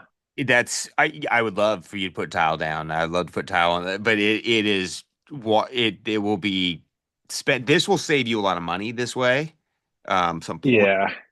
Because I originally had it bid out for a Trek deck, and it's like over 500 square feet, and so that was expensive. And so going with this polyurethane, just throwing plywood down, right, and throwing like 5 or 10 coats of this polyurethane was actually it was a lot cheaper. Yeah. So that's why I was like, well, I do have some room in the budget. Maybe I can see, if I upgrade it to the tile, like, because obviously that's a main selling point of the house, and so I wonder if that's something that's going to kind of elevate it to the next level. It, it could. Do you want to dig in? I bet you the tile's gonna be a lot more than the Trex, though. Yeah. And I do think it's cool. Check this link that I just threw in right here. Now, this is a good. So we put this on our rooftop decks of our moderns. Okay. Oh yeah, Um, I've seen this stuff. Okay. and and they have tons of different types of styles, designs. I would definitely say this is gonna be a cheaper option for you. I Okay. feel like with that price point down there, you could get away with that. Um, because what number are you going for on that house? Around 2.4. Okay, 2.4. And there's not much for sale down there right now on the water, right? There, it's all over the place. Like some people are just listing their homes on the water for 2.8, 2.9, and it's all over the place. And some of the houses are obviously bigger and stuff. Yeah. The comps are tough because I have to only evaluate, like what's on the water, and a lot of them don't even have docks and things like that. So it is a little bit tricky, but yeah, I mean, I think fairly conservative, the 2.35 to 2.4 with upside there. Okay. I'd have to look at it. I would say you're probably going to be okay with that, sir. I would get a quote for the tile, Okay. but I have a feeling it's going to be, I mean, anytime I put tile outside, it's spendy. Okay. I've never done it, so all right. It is even the tile that you're going to put down is more water rated. And actually, that Berdosian's link, I put a ton in at Newport Beach. I'll tell you that much because I had to. It was Mhm. not cheap. And then I've done it a little bit in Washington. I don't try to do it that much though. Yeah. Y- Also because we get so much moss out here. Yeah. And so I think these tiles you'd be fine with because they have some really cool. Just don't buy like the crappy ones. They don't buy Okay. the cheapest ones, but they have Mhm. all different designs. I mean, they do go on every rooftop deck basically in Seattle. Yeah. And then you just want to border it when it goes in just on your ledger board. Sorry. Just make sure you have like a little reveal so it sits flush so they're not hanging over. So like let's say the end of your Yeah. deck, I had them build that up like an inch and a half and then it runs flush. So it's like this inset floor and people like it. Okay. When it's Cool. brand new, it looks great. Yeah. Yeah. I don't think you need to put the tile in, dude. I think it's going to cost you 10, 15 grand. Will it? Because how big of a deck is it? It's big. It's probably 500 square feet. It's like 50 by 10 feet, I think, somewhere around there.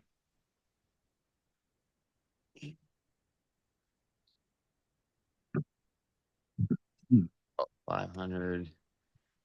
I do. Yeah, I think you're going to be like 10-ish grand to 15 on that. Okay. That's would be my concern. I don't know if you need to do it. I would honestly, if it was me, I put in the inlay and then dress up the railings with like nice glass rail. Is it a deck on the ground or is it up a little bit? No, it's up. Yeah, just one story up. So I'd almost do the rails better because people will be looking right at that. Like you could go with that plexiglass look. Mhm. Okay. Um, or like a cable wire is a good way to cut cost on that too, because you can run it yourself with kits. Okay. I would say for railings, I would dress those up. Your metal is going to be cheapest. Yeah. Then you're going plexiglass and cables will be kind of neck and neck. Okay. But I think that would be better than the. But you'll spend less and you'll still get the same impact. Okay. All right. But definitely do this versus just the polyurethane. Yeah, because this won't cost you too much at all. This will be like Okay. $1,000 extra or $1,500, and it will dress it up. Okay. Yeah. So, I think it will look good. But yeah, I wouldn't go too crazy. And the good thing about the deck thing, you can always do that last as you're looking at comps. Hmm. That would be an item I'd hold back like as late as I can and going, okay, am I seeing the comps right? Are things looking good? Like, Yeah. and then pull the trigger to either make it sell faster or get more out of it. Right. But keep that as like I do that a lot with like appliances and things. I'm like, I'm gonna wait until I really Yeah. need to know. Okay. So All right. Cool. Yeah, that sounds good. Yeah. Yeah. And then, I mean, good news is you're going to be hitting the weather at the right time, dude. I know. That's why I'm like pushing extra hard on these guys. I'm like, we don't have much time, so there's still a lot of work to do, but we're getting there. I would say that product sells a little better in summer than normal houses.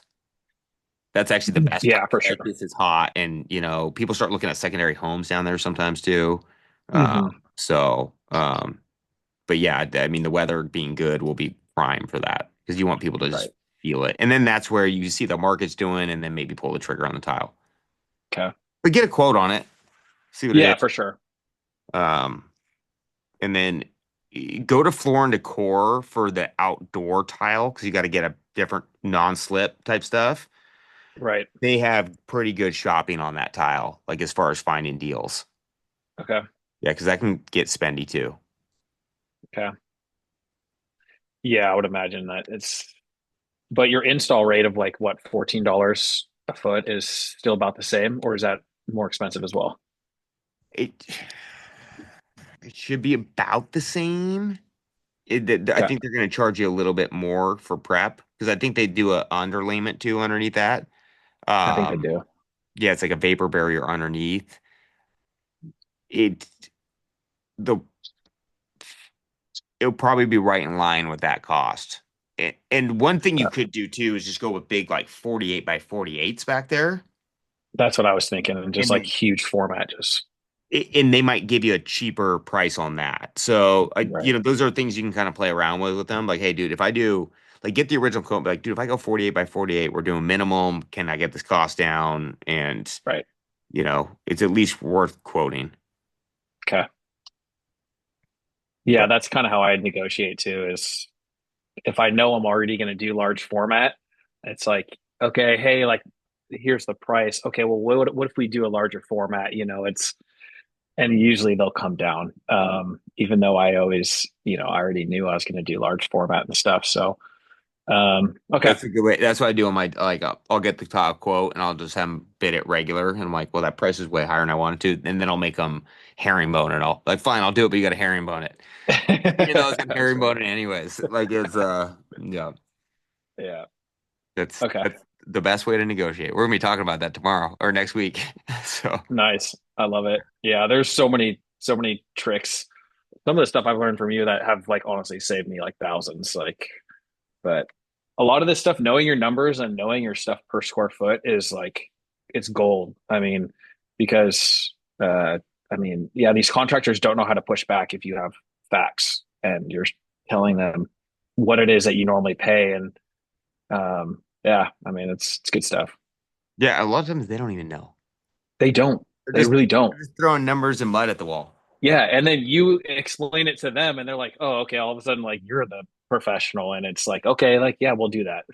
Yeah, and then you're not just like, oh, I need it cheaper. It's like, hey, dude, like, and we'll talk about this next week. It's just like it's all about like, hey, man, I want to pay you a fair wage, and I want you to make money, but like, you can't tell me that you're charging me $20 a foot for tile. I mean, fuck, I can go to Home Depot and go get a retail installer Yeah, for that. Like, exactly. so, or where do you hire your Yeah. guys from? It's, yeah. Yeah. Well, sweet. All right. Thanks, James. I appreciate it. Cool, man. Well, yeah, I'm excited to see that thing come together. Yeah. Thanks. Oh, guys, well, I think we're wrapping up. Well, we definitely hit a long mark now. Holy crap.